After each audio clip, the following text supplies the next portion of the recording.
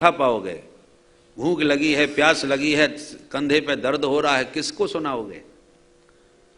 इसलिए जो प्रभु ने कृपा की है उदार हस्त, उस कृपा का हमें लाभ उठाना चाहिए।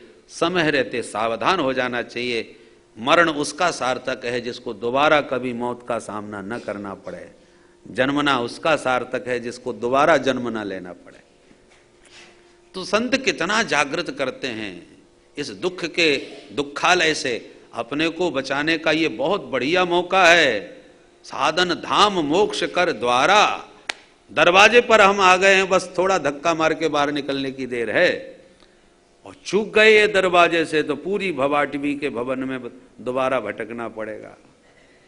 इसलिए जरा दुखम, जन्म दुखम, जरा दुखम, जाया दुखम, पुनः पुनः अंत काले महादुखम, तस्मा जागृति जागृति। तो उत्तिष्ठ जागृत, महात्मा सब जगाते हैं, श्रुतियों संदेश दे करके सावधान करते हैं।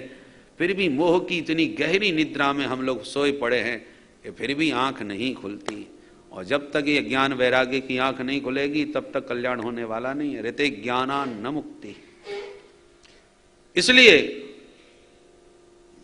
श्री सुदामा जी भगवान की कृपा की अनुभूति करते हुए, पहले कुछ भी नहीं था तो भी ठाकुर जी की बड़ी कृपा है ऐसा मानते थे।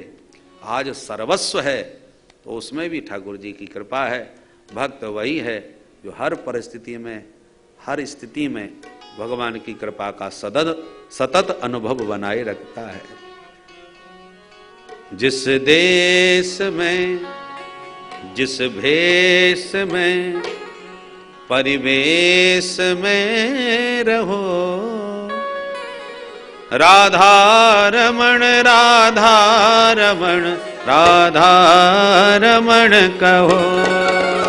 जिस देश में, जिस देश में, परिवेश में रहो, राधा रमण, राधा रमण, राधा रमण कहो। राधा रमण, राधा रमण, राधा रमण कहो।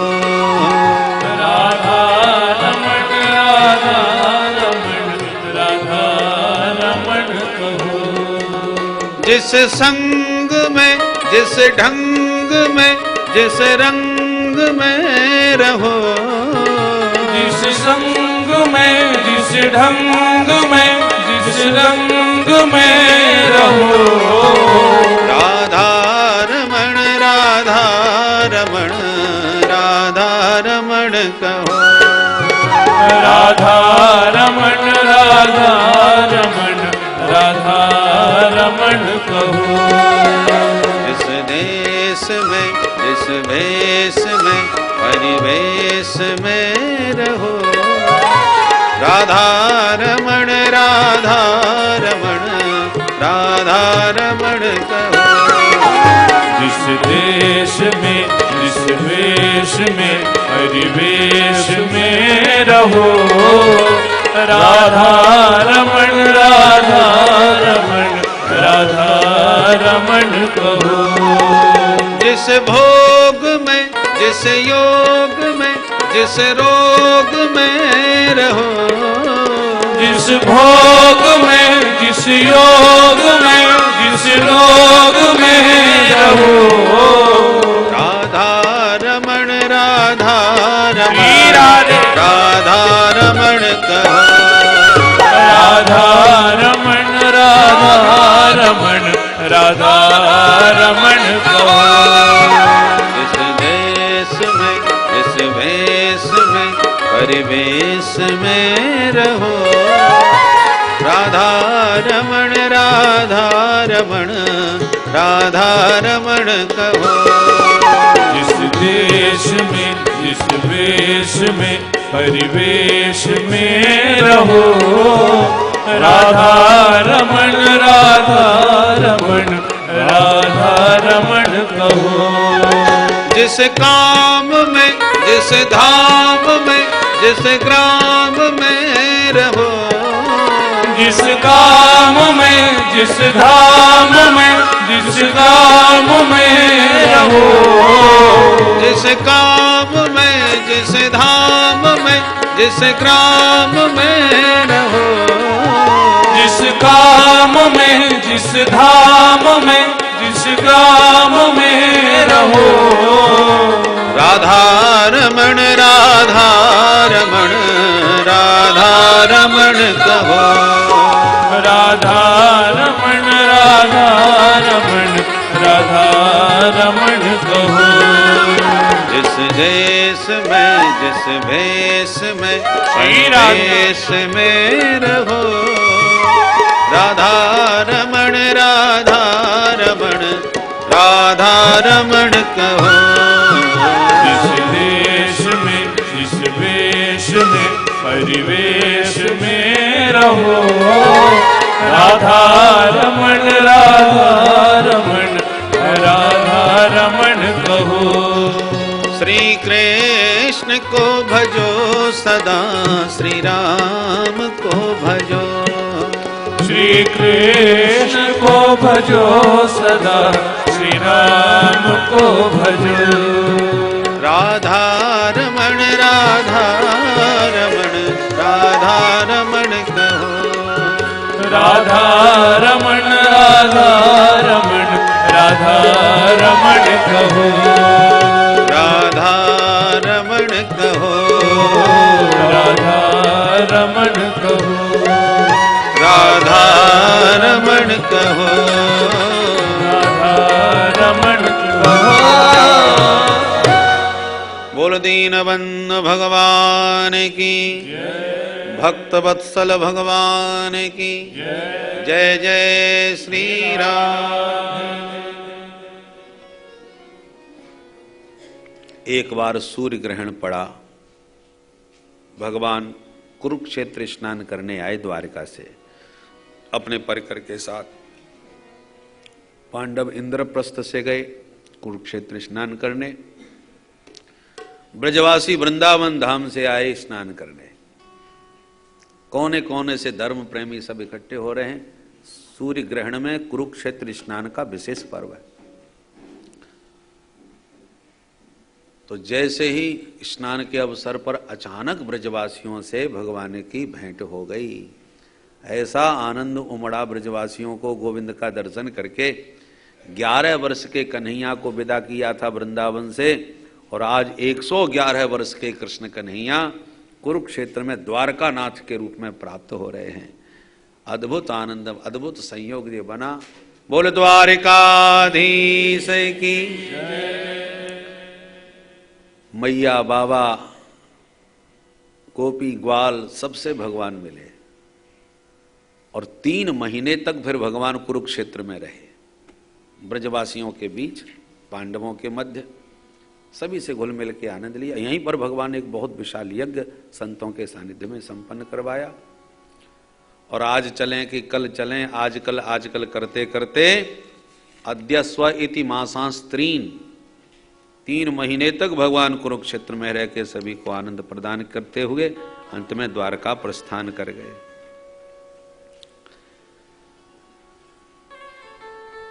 एक दिन देवकी मां बोली, बेटा कुरुक्षेत्र में सुना था कि तुमने अपनी गुरु माता के लिए मरा हुआ बेटा लाके दे दिया था।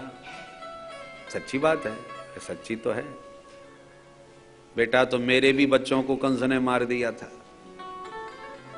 मैं तो जी भर के मुंह भी नहीं देख पाई। एक बार उन बच्चों से मिलना चाहती हूं। जो आज्ञा मैया।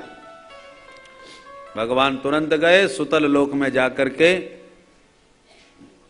महाराज बलि के यहां से अपने सभी भाइयों को ला करके देवकी मैया की गोद में बैठा दिए।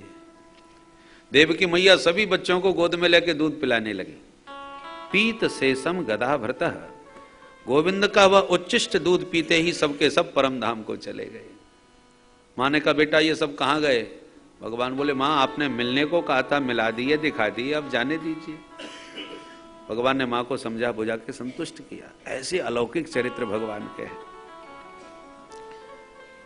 और बोलो परीक्षित। परीक्षित बोले, महाराज हमारे दादा दादी का विवाह कैसे हुआ था? सुखदेव जी को हंसी आगे देखो। परीक्षित ने मस्त हो गए चरित्र श्रवण में कि उनको मृत्यु का बिल्कुल विस्मरण हो गया, भगवान के चरित्रों में डूबे हैं। दादा दादी का विवाह कोई पूछता है मरते समय? और परीक्षित के प्रश्न पर मुग्ध हो गया और विस्तार से चरित्र भी सुनाया कि दाऊ जी चाहते थे कि दुर्योधन से हमारी बहन सुभद्रा का विवाह हो। कन्हैया को पता लगा तो उन्होंने सुभद्रा के सामने अर्जुन की महिमा गानी चालू कर दी, तो अर्जुन का स्थान बना दिया उनके हृदय में। और एक दिन अर्जुन का भी कान फूके आए, सो त्रिदंडी स्वामी बन करके वो आ गए, त्रिदंडी द्वारका मगात। त्रिदंडी स्वामी बन के आए, जिसने जो पूछा फटाफट बताना चालू कर दिया। अर्जुन सबको पहचानते थे पर अर्जुन को कोई नहीं पहचान पाया, तो सभी लोग चमत्कृत रह गए। मैंने बड़े बड़े महात्मा देखे पर ऐसा भविष्य वक्ता नहीं देखा। 1 मिनट में बता देते हैं कि तुम कितने भाई, कितने बहन, मकान कितने, सब पूरी जन्मपत्री बता देते हैं। तो लोग प्रभावित होने लगे। दाऊ जी उनको भोजन के लिए ले आए, महाराज पधारो, घर में चरण डालो। बोले वैसे हम किसी के घर जाते नहीं, पर तुम्हारा प्रेम देख करके चलो चले चलते हैं। घर में आए, कन्हैया तो सब जानते हैं, पर दाऊ जी को भी कुछ नहीं मालूम ये क्या लीला चल रही है। भगवान बोले दादा आप आराम करो, महाराज जी को हम भोजन पवाते हैं। सो भीतर ले गए, सुभद्रा जी से कहा बहन जी प्रेम से महाराज जी को भोजन पवाओ, सारे मनोरथ सिद्ध होंगे। अब सुभद्रा जी भोजन पवाने लगी, तब तक कन्हैया बहन जी से कहा तुम ध्यान रखना भोजन का, मैं 2 मिनट में अभी आया। कहीं बाहर चले गए और सुभद्रा जी मुंह देखती जाएं, भोजन परोसती जाएं, सोचती जाएं अर्जुन जैसा चेहरा लग रहा है, और अर्जुन यहाँ क्यों आएंगे। छुप करके सुभद्रा जी धीरे से बोली अर्जुन। ये अर्जुन चौंके चारों तरफ, हमको किसने बुलाया। समझ गई निश्चित अर्जुन है। भोजन परोसते समय बोली प्रभु ये क्या रूप बना लिया। अर्जुन बोले पहचान लिया, तो ये सब तुम्हारे लिए है। अच्छा, दोनों के बीच संवाद हो गया, किसी को कुछ पता नहीं चला। दूसरे दिन सुभद्रा जी मंदिर में पूजा करने गई और स्वामी जी बैठे थे पहले से तैयार। जो मंदिर से आए तो त्रिदंडी स्वामी तुरंत हाथ पकड़ करके बोलो राधे राधे। अर्जुन तुरंत रथ में बैठा के 9 2 11 हो लिए और जैसी भागे तो सुभद्रा जी के जो सुरक्षा कर्मी थे वो घबरा गए। अरे महाराज ये महात्मा तो वही थे जो कल आए थे, और ये राजकुमारी को लेके कहाँ जा रहे हैं, और ये तो कोई पाखंडी मालूम पड़ता है। सो मारने के लिए सारी सुरक्षा कर्मी सब टूट पड़े। अर्जुन का नाम सभ्य सांची, एक हाथ से घोड़े दौड़ा रहे हैं, एक हाथ से तीर कमान चला रहे हैं, युद्ध भी करने लगे। सुभद्रा तो दंग रह गई एक कौतुक देख करके, बोली प्रभु आप आज्ञा दो तो मैं घोड़े संभालती हूँ, आप प्रेम से युद्ध करो। बोले ठीक है। सुभद्रा घोड़े दौड़ाएं, अर्जुन तक तक के तीर चलाएं।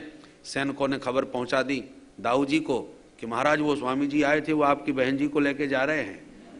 अब तो क्रोध में भर गए दाऊ जी महाराज, अरे राम राम ये पाखंडी कौन, मैं उसे जिंदा नहीं छोड़ूंगा। हल मूसल उठा के चले तो देखें कन्हैया बड़े आराम से बैठे। दाऊ जी दौड़ के कन्हैया तुमने सुना। भगवान बोले हाँ सुन लिया। क्या सुन लिया। बोले यही सुन लिया, वो महाराज जी आए थे, वो बहन जी को लेके जा रहे। अरे राम राम, तो तुम तो ऐसे कह रहे हो जैसे कुछ हो ही नहीं रहा, तुम कर क्या रहे हो बैठे बैठे।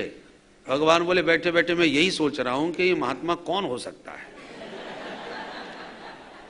देखो दाऊ दादा, हमारी महिमा को, पराक्रम को संसार में कौन नहीं जानता, फिर भी जो हमारे घर आके हमारी बहन का हाथ पकड़ के ले जा रहा है तो होगा तो कोई हिम्मत वाला ही। तो मैं तो सोच रहा हूं हमको तो ऐसी बहनोई की जरूरत है, ऐसा कोई पराक्रमी साहसी या दामाद मिले तो क्या बुराई है, शादी कर देते हैं। अरे राम राम कन्हैया, तुम हमेशा ऊट पटांग सोचते हो, हमारी समाज में नाक कट जाएगी, मैं उसको नहीं छोड़ूंगा, पाखंडी कोई भी हो। और दाऊ जी जब चल पड़े, कन्हैया बोले तो चलो मैं भी चलता हूं आपके साथ, और चल दिए। जो अर्जुन ने दाऊ जी को आते देखा क्रोध में कांप गए, बोले आज नहीं बचने वाला। भगवान दाऊ जी के पीछे खड़े होकर इशारा कर रहे हैं, अर्जुन घबराओ मत, कार्यक्रम बिल्कुल ठीक चल रहा है, मैं हूं। और दाऊ जी जो आक्रमण करने को हो गए, कन्हैया ने हाथ रोक लिया। सुनो सुनो दाऊ दादा, क्या हुआ। बोले आप तो कह रहे थे कि हमने तो अभी तक यही सुना था कि बाबा जी ने बहन जी का हरण कर लिया, पर हम तो ये देख रहे हैं कि बहन जी ने बाबा जी का हरण किया है। आप भी देखिए जरा ध्यान से। ध्यान से देखा तो सुभद्रा जी घोड़े दौड़ा रही है। ओहो ये क्या चक्कर है। दाऊ जी का भी सिर हिल गया ये दृश्य देख करके। कन्हैया सच बताओ ये चक्कर क्या है? कन्हैया बोले दाऊ दादा मैंने इस महात्मा को पहचान लिया, ये निश्चित रूप से अर्जुन है, जो अर्जुन का नाम सुना। दाऊ जी बोले यदि ये अर्जुन है तो इसमें कोई संदेह नहीं, करा धरा सब तेरा ही है कन्हैया। कन्हैया हंस पड़े। दादाजी आपको मालूम नहीं है, सुभद्रा बहन हमारी दिन रात अर्जुन के गीत गाती है और आप विवाह की दुर्योधन के साथ सोच रहे थे, इसलिए ये सब हुआ है। ओहो, तो हमको क्या मालूम भाई, बुलाओ इसको। तुरंत भगवान ने इशारा कर दिया, दाऊ जी राजी हो गए, खेल खत्म। तुरंत अर्जुन आए। दाऊ जी मुस्कुरा के बोले स्वामी जी नमो नारायणाय। अर्जुन बेचारे बड़े शर्मिंदा भये कि दादा माफ करना, हम तो इनके क्रीड़ा मर गए हैं, ये जैसे घुमाते हैं वैसे घूम जाते हैं। सुखदेव जी कहते हैं परीक्षित ऐसे हुआ था तुम्हारे दादा दादी का विवाह। सुखदेव जी के इस प्रसंग से बड़े प्रमुदित हो गए श्री परीक्षित। इसके बाद भगवान ने एक बार श्रुतदेव ब्राह्मण और विदेहराज बहुलासु जनक जी के घर में जा एक ही घड़ी में दोनों के घर जाकर के दोनों का मनोरथ सिद्ध किया था। परीक्षित ने प्रश्न किया प्रभु यदि ब्रह्म निर्गुण निराकार है तो श्रुतियों के द्वारा उसका वर्णन कैसे किया जाता है? सुखदेव जी कहते हैं परीक्षित, जैसे सम्राट जब सो जाते हैं तो सूत मागध बंदीजन प्रातः उनकी बिरदावलियां गा गा के उन्हें जगाते हैं, जैसे सम्राट को महिमा गा के जगाया जाता है, ऐसी परमात्मा की दिव्य महिमा का श्रुति भगवती वर्णन करती हैं। इसका नाम श्रुति गीत। श्रुतया ऊचुः, सभी श्रुतियां वर्णन कर रही हैं। जय जय जय जामजित दोष ग्रभीत गुणां त्वमसि यदात्मना समवरुद्ध समस्त भग अग जग दुख सामखिल सत्य बबोधक ते क्वचिद जयात्मना चचरतो नुचरे निगमः। ये श्रुति गीत है। निगम माने वेद, वेदों के द्वारा श्रुतियों के द्वारा भगवान की महिमा गाई जाती है। श्रुति भगवती कहती है हे अजित जय जय, हे अजित प्रभु आपकी जय हो जय हो। मानो प्रभु ने कहा हम जब अजित हैं, अजित का मतलब क्या हुआ? जिसको कोई जीत न सके। तो जब हम अजित हैं तो हमको जय जयकार बोलने की क्या जरूरत है? अरे जिसको हारने का डर होता है ना, वो जिंदाबाद के नारे ज्यादा बुलवाता है ताकि प्रभाव पड़े लोगों पर हम तो अजित हैं, कभी हारने वाले नहीं हैं, तो फिर जय जयकार हमारी क्यों? तो श्रुति कहती है प्रभु आप भले ही अजित हो पर इन जीवों के भीतर हमें तो आपका पराभव दिखाई पड़ रहा है। कैसे? बोले इन सभी देहधारियों के भीतर आप भी घुसे बैठे हो।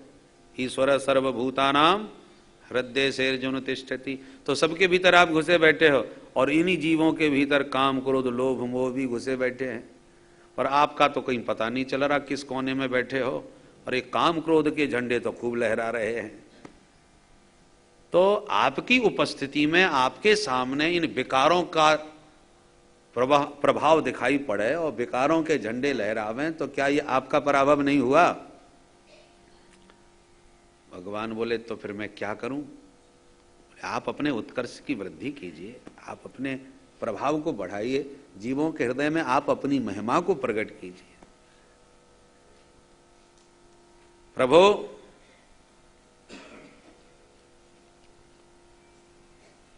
भगवान बोले उसके लिए मैं क्या करूं ये तो बताओ। बोले आप तो बस एक काम कर दीजिए। क्या? बोले अजाम मायाम जही, इस माया को मार डालिए। ये आपकी माया सब गड़बड़ कर रही है, जीवों को आपसे विमुख करती है, जीवों को अपने स्वरूप का बोध नहीं कराने देती, और जिसके कारण ये जीव आपकी संतान होते हुए भी दीनता और दरिद्रता का जीवन जीता है। शेर का बच्चा होकर के भी भेड़ की तरह मिमियाता रहता है, और ये मूल कारण आपकी माया से है। माया ने ही इस जीव को भटकाया है, अज्ञान के कारण ये जीव भटक रहा है। एक शेर का बच्चा था, अबोध था, तो भेड़ों के झुंड में मिला चला गया, और भेड़ों के साथ में जो ग्वाला था वो भांक लाया। अब जब भेड़ों के बीच में ही शेर बचपन से रहा तो वो भेड़ों जैसा ही बन गया, भेड़ों की तरह मिमियाने लगा, भेड़ों की तरह घास खाने लगा, भेड़ों की तरह कायर डरपोक बन गया। एक दिन जब जंगल का शेर आया और उसने दहाड़ लगाई तो सारी भेड़ भागी, तो भेड़ों के बीच का शेर भी भागा। शेर ने एक झपट्टा मार करके पकड़ लिया, क्यों रे तूने खानदान की नाक कटवा दी? हमारा बच्चा हमारे खानदान का होकर के मिमिया रहा है, भेड़ों के साथ भाग रहा है, नालायक। डांटा, डांटने लगा, अरे तुम मिमिया है। अरे महाराज कहाँ आप कहाँ मैं, आपकी क्या बराबरी कर सकता हूं? अरे तू मेरा ही बेटा है, आपका कैसे हूं? तो निर्मल जल में मुंह दिखाया, प्रतिबिंब दिखाया, बोल तेरी मेरी शकल एक सी है। हमारा शकल सूरत तो बिल्कुल आपसे मैच कर रही है, और केवल शकल ही मेरी जैसी नहीं है, पराक्रम भी मेरे जैसा है। शेर ने मारी छलांग और एक हाथी पर चढ़ गया, हाथी को भी पछाड़ दिया। देख मेरा पराक्रम। बोले यही पराक्रम तुझ में भी है? अच्छा। तो उसको थोड़ी हिम्मत आई, उसने थोड़ा साहस उसने भी बटोरा, तो छोटे छोटे मृगों का शिकार करने लगा। धीरे धीरे उसका आत्मविश्वास जग गया, सचमुच मुझ में भी वही पराक्रम है। तो हिम्मत आती गई और एक दिन वो भी बड़े बड़े हाथियों पर झपटने में समर्थ हो गया। तो शेर के बच्चे में ताकत तो पहले से ही थी, क्योंकि बच्चा ही शेर का था, पर उसे याद नहीं रही कि मैं शेर का बच्चा हूं। भेड़ों की संगति ने उसको अपने स्वरूप का विस्मरण करा दिया। अजा माने माया भी है और अजा माने बकरी भी है। जो माया भी होता है ना, बकरी की तरह मैं करता रहता है, मैं बहुत कमजोर हो गया, मैंने ऐसा सोचा, मैं वहां गया, मैं ये करूंगा, मैंने ये बनवाया, मैंने वो किया, 24 घंटे में आता रहता है। तो शेर का बच्चा होकर के माया प्रपंच में उलझा हुआ बेचारा जो सारा जीवन दारिद्र्य का जीवन जीता है, रोता रहता है बेचारा। सच्चिदानंद का अंश होकर के जब देखो तब रोता रहता है। एक दिना वन में बस के मृगराज किनारे न नाहर जायो, काहू गड़रिया के संग लगो, ताने बाहे भेड़न बीच छुपायो। भूल गयो कुल कर्म सबे, जब बड़ो ही भयो तब दूब चरायो। ऐसे ही आत्मज्ञान बिना नर, भूल के ब्रह्म से जीव कहायो। ऐसे ही आत्मज्ञान के बिना, अपने स्वरूप का बोध किए बिना, ये सच्चिदानंद घन का होकर के भी, ईश्वर का अंश होकर के भी ये जीव जब देखो तब दीनता और दरिद्रता में ही मरता और रोता रहता है। ईश्वर अंश जीव अविनाशी, ईश्वर अंश जीव चेतन अमल सहज सुख राशि, चेतन अमल सहज सुख राशि। आनंद हमारा स्वरूप है, आनंदम ब्रह्म, आनंद के ही हम अंश हैं, आनंद ही हमारा स्वरूप है। सहज सुख राशि होकर के भी हम जब देखो तब रोते हैं। उस सहज सुख राशि स्वरूप का बोध कब होता है? जब सुसुप्ति अवस्था में प्रपंच की विस्मृति हो जाती है। सारा जगत प्रपंच जब भुला देते हैं स्वप्न की गाढ़ निद्रा में, और फिर उस समय अपने स्वरूप का सुखानुभूति होती है। क्योंकि जगने के बाद कहते हैं ना, सुखम सुस्वाप, आज मैं बड़े सुख से सोया, मुझे कुछ भी होश नहीं रहा। ये वही सहज सुख राशि स्वरूप हमारा है। वो सुख हमने कहीं उधार किसी से प्राप्त नहीं किया, वो सुख हम ही तो थे, वो आनंद हमारा ही तो स्वरूप था। तो प्रभु ये आपकी माया ये जीव को विपरीत ज्ञान करा के प्रपंच में डाल करके अपने स्वरूप का विस्मरण करा देती है। इसलिए अजाम मायाम जही, इस माया को मार डालिए। जय जय जय जामजित दोष ग्रभीत गुणाम।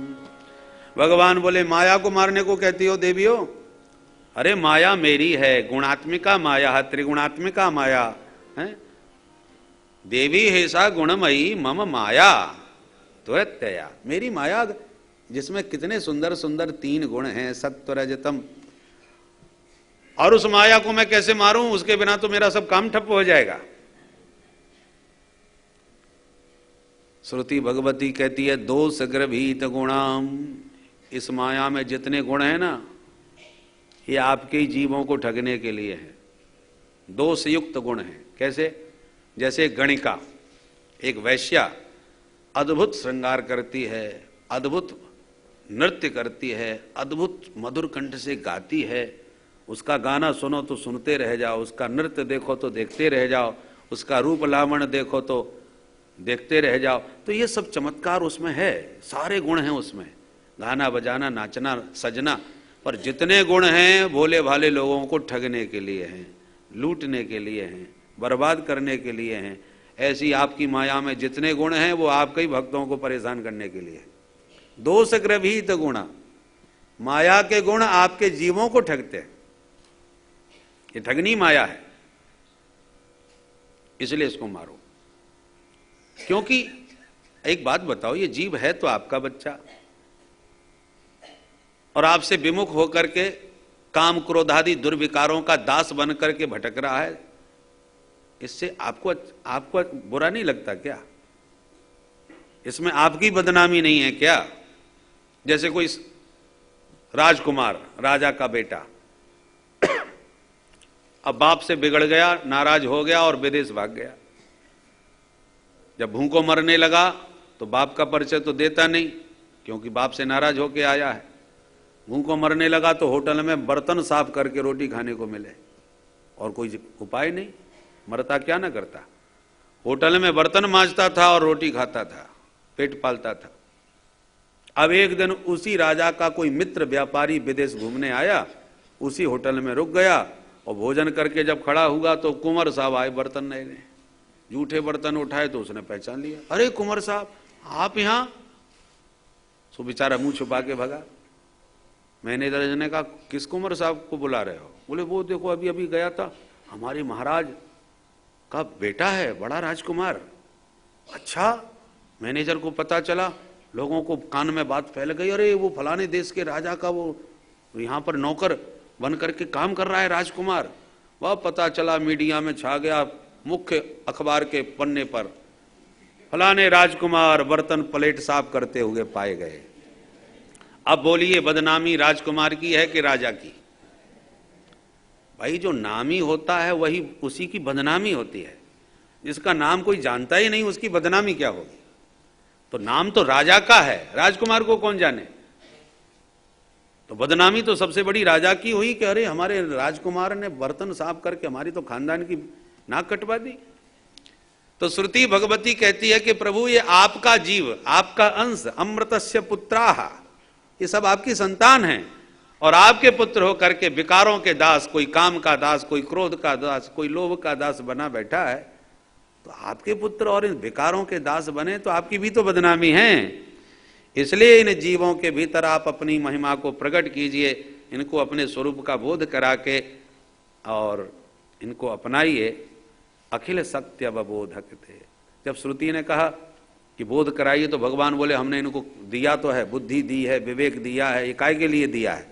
अपनी बुद्धि विवेक का प्रयोग करो, और तुम माया को ठगनी बताते हो। अरे गणिका यदि नाच रही है, गा रही है, तो तुम ठगने लुटने के लिए क्यों जा रहे हो उसके पास?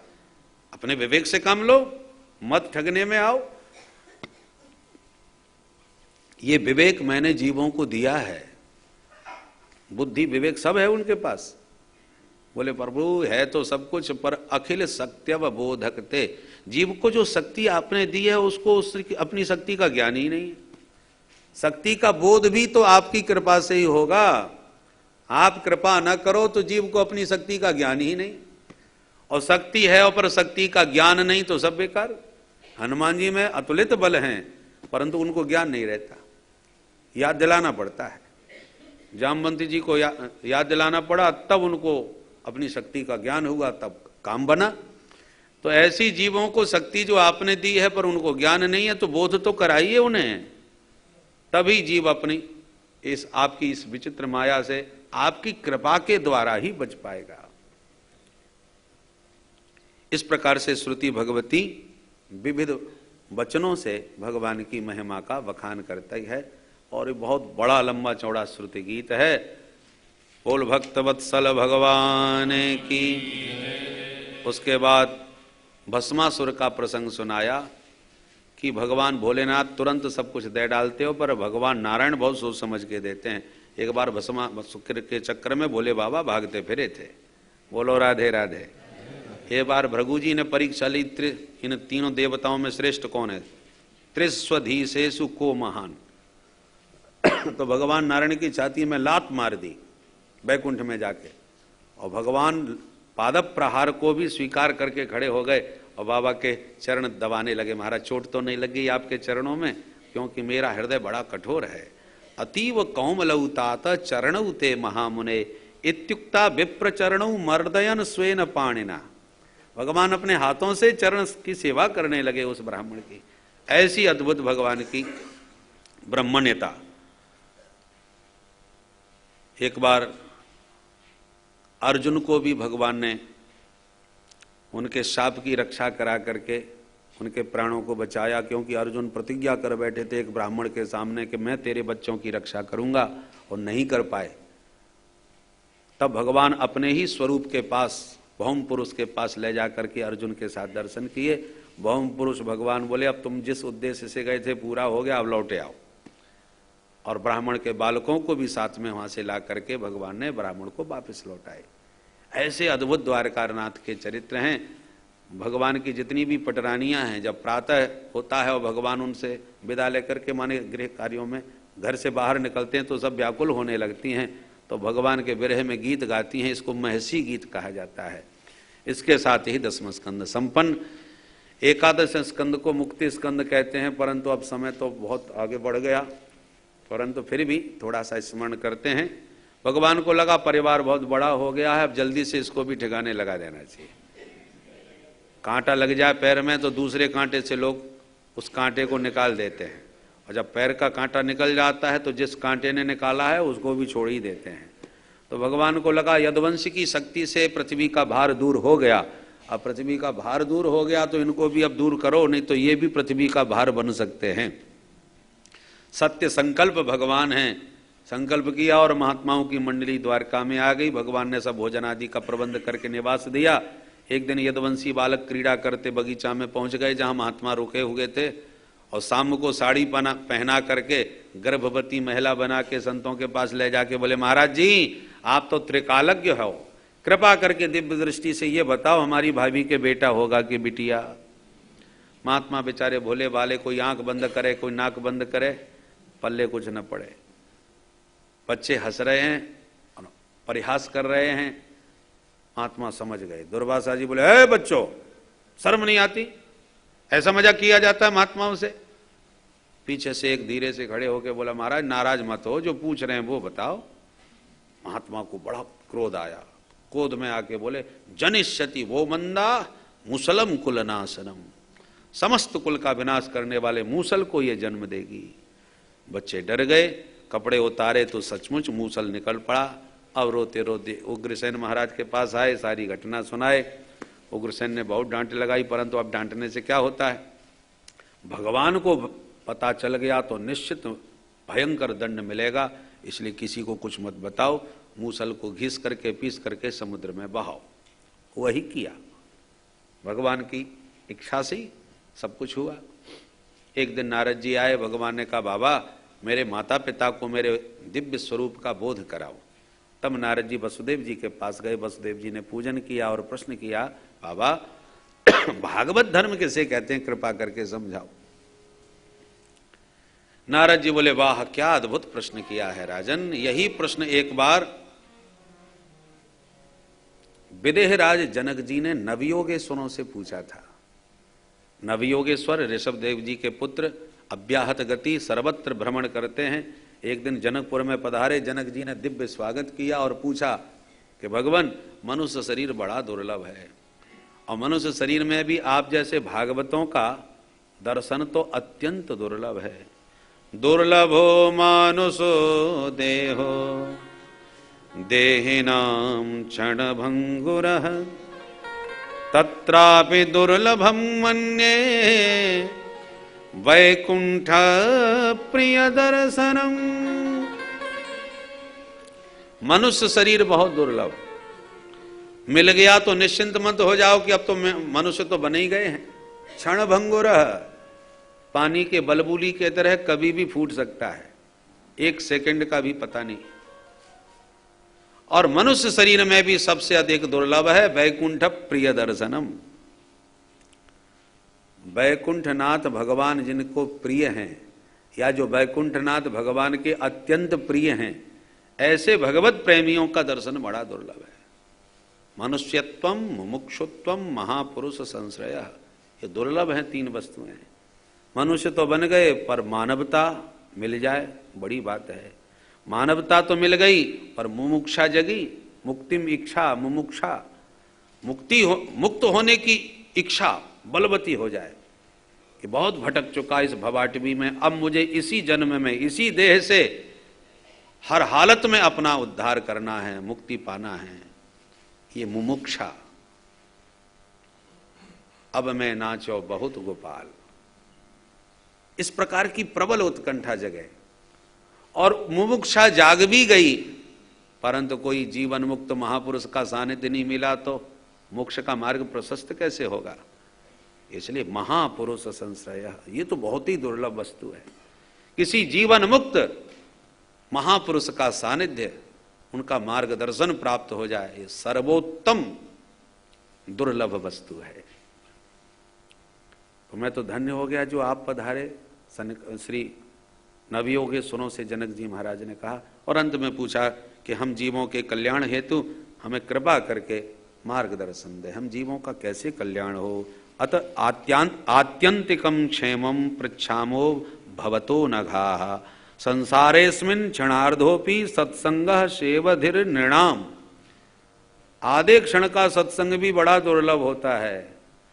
आप जैसे संतों का सानिध्य मिला है तो कल्याण का मार्ग हमारा प्रशस्त हो। धर्मान भागवतान ब्रूत यदिनो श्रुतये क्षमम, हमें कृपा करके भागवत धर्म का उपदेश दीजिए, यदि आप हमें पात्र समझते हो तो। देखो प्रश्न करने का तरीका, ऐसे प्रश्न किया जाता है, ये नहीं कि बताना ही पड़ेगा कि नहीं नहीं महाराज बता ही दो। यदि न श्रुतये क्षमम, यदि आपको लगता है कि हम सुनने के पात्र हैं, अधिकारी हैं, तो कृपा करके भागवत धर्म का मर्म हमें समझाएं। कवि नाम के योगेश्वर ने कहा, राजन मन्ये कुतश्चित भयमच्युतस्य पादाम्बुजोपासनमत्र नित्यम् उद्विग्न बुद्धेरसदात्म भावात् विश्वात्मना यत्र निवर्तते भी। हम समस्त प्राणी भयंकर भवरोग से ग्रसित हैं। भवरोग का अर्थ पुनरपि जननम पुनरपि मरणम, मृत्यु की कितनी भयंकर पीड़ा होती है। अंतकाले महादुखम,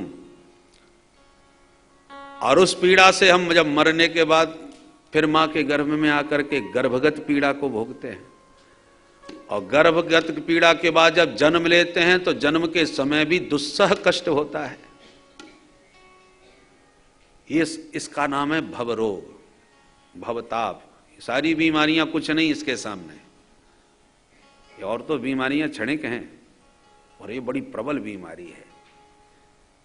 सबसे पहले हमको ये पता लगना चाहिए कि हम स्वस्थ हैं कि अस्वस्थ हैं, क्योंकि रोगी को जब तक ये पता ना चले मैं रोगी हूं, तब तक वो ईमानदारी से इलाज नहीं कराता। उसको यह पता चल जाए कि मैं भयंकर रोग से ग्रसित हूं। देखो, जब किसी को पता ही ना हो तो वो इलाज क्यों करवाएगा। किसी को भयंकर कैंसर पैदा हो रहा है, पर उसको ने चेकअप कभी कराया नहीं, लक्षणों का उसे पता नहीं, तो कैंसर है बना रहे, वो तो मस्त है। जब अचानक किसी डॉक्टर ने चेकअप करके और लक्षणों को देख के कहा तुमको ये इस स्टेज में तुम्हारा कैंसर है, फिर उसकी मनस्थिति पूरी बदल जाएगी। फिर तो वो पूरा जोर लगाएगा कि बड़े से बड़े डॉक्टर के पास कितनी भी दूर देश विदेशों में जाना पड़े, पर मुझे रक्षा करनी चाहिए। तो रोग का पता लगे तब उद्यम करता है बचने का। ऐसी पहले हमको ये पता चले हम रोगी हैं कि नहीं। जब बार बार हम रोगी रोगी कहते हैं तो कुछ लोगों को लगता हो हम तो बिल्कुल ठीक ठाक हैं, जबरदस्ती रोगी बनाए जा रहे हैं, हमको तो कोई परेशानी नहीं।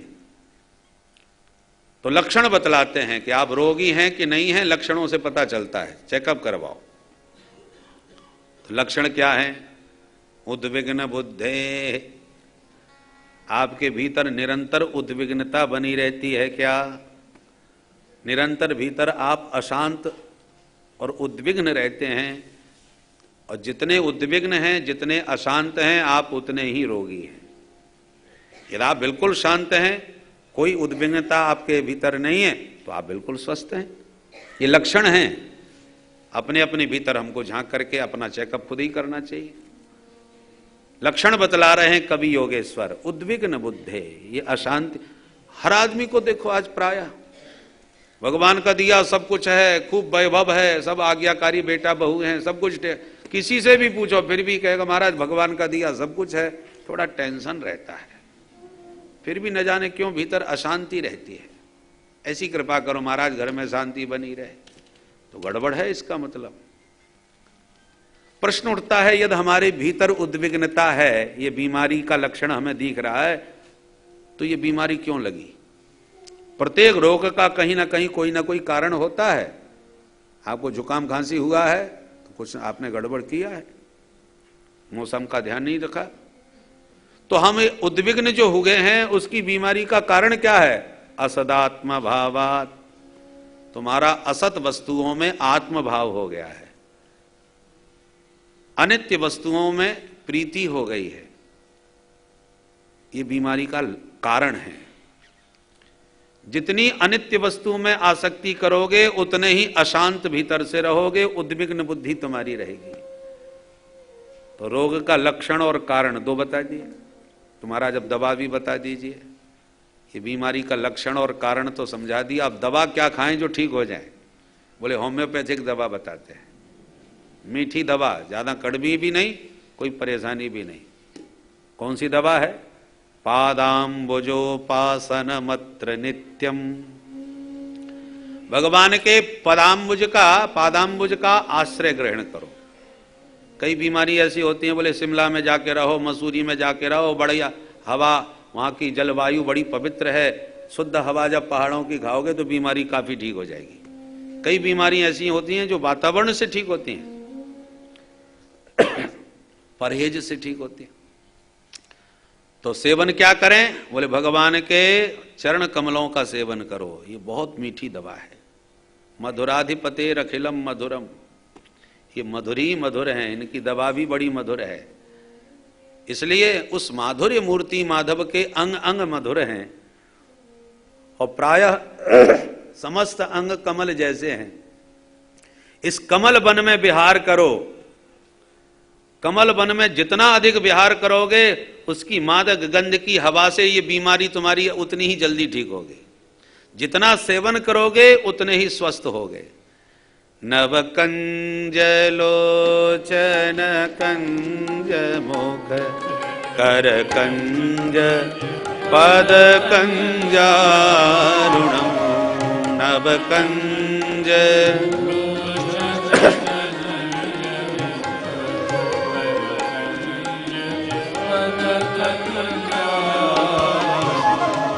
श्री रामचंद्र कृपालु भज मन हरण भव भय दारुणम, श्री रामचंद्र कृपालु भज मन हरण भव भय दारुणम, श्री राम।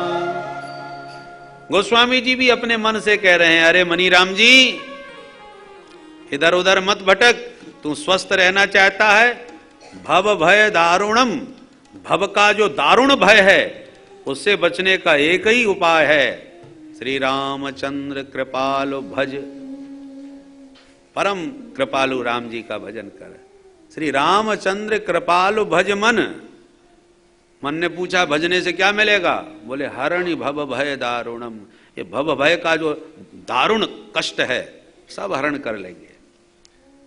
तो भव भय दूर करना चाहते हो, इस दारुण भवाटवी की व्याधि से बचना चाहते हो, तो नवकंज लोचन, एक एक प्रभु के अंग अंग में रमण करो खूब। उससे जितना आप जुड़ोगे, देखो जैसे कमल वन की सुंदर सुगंध पा करके रोगी ठीक हो जाते हैं, ऐसे ही ये सारा भवरोग इस दिव्य मादकता की महक से दूर हो जाएगा।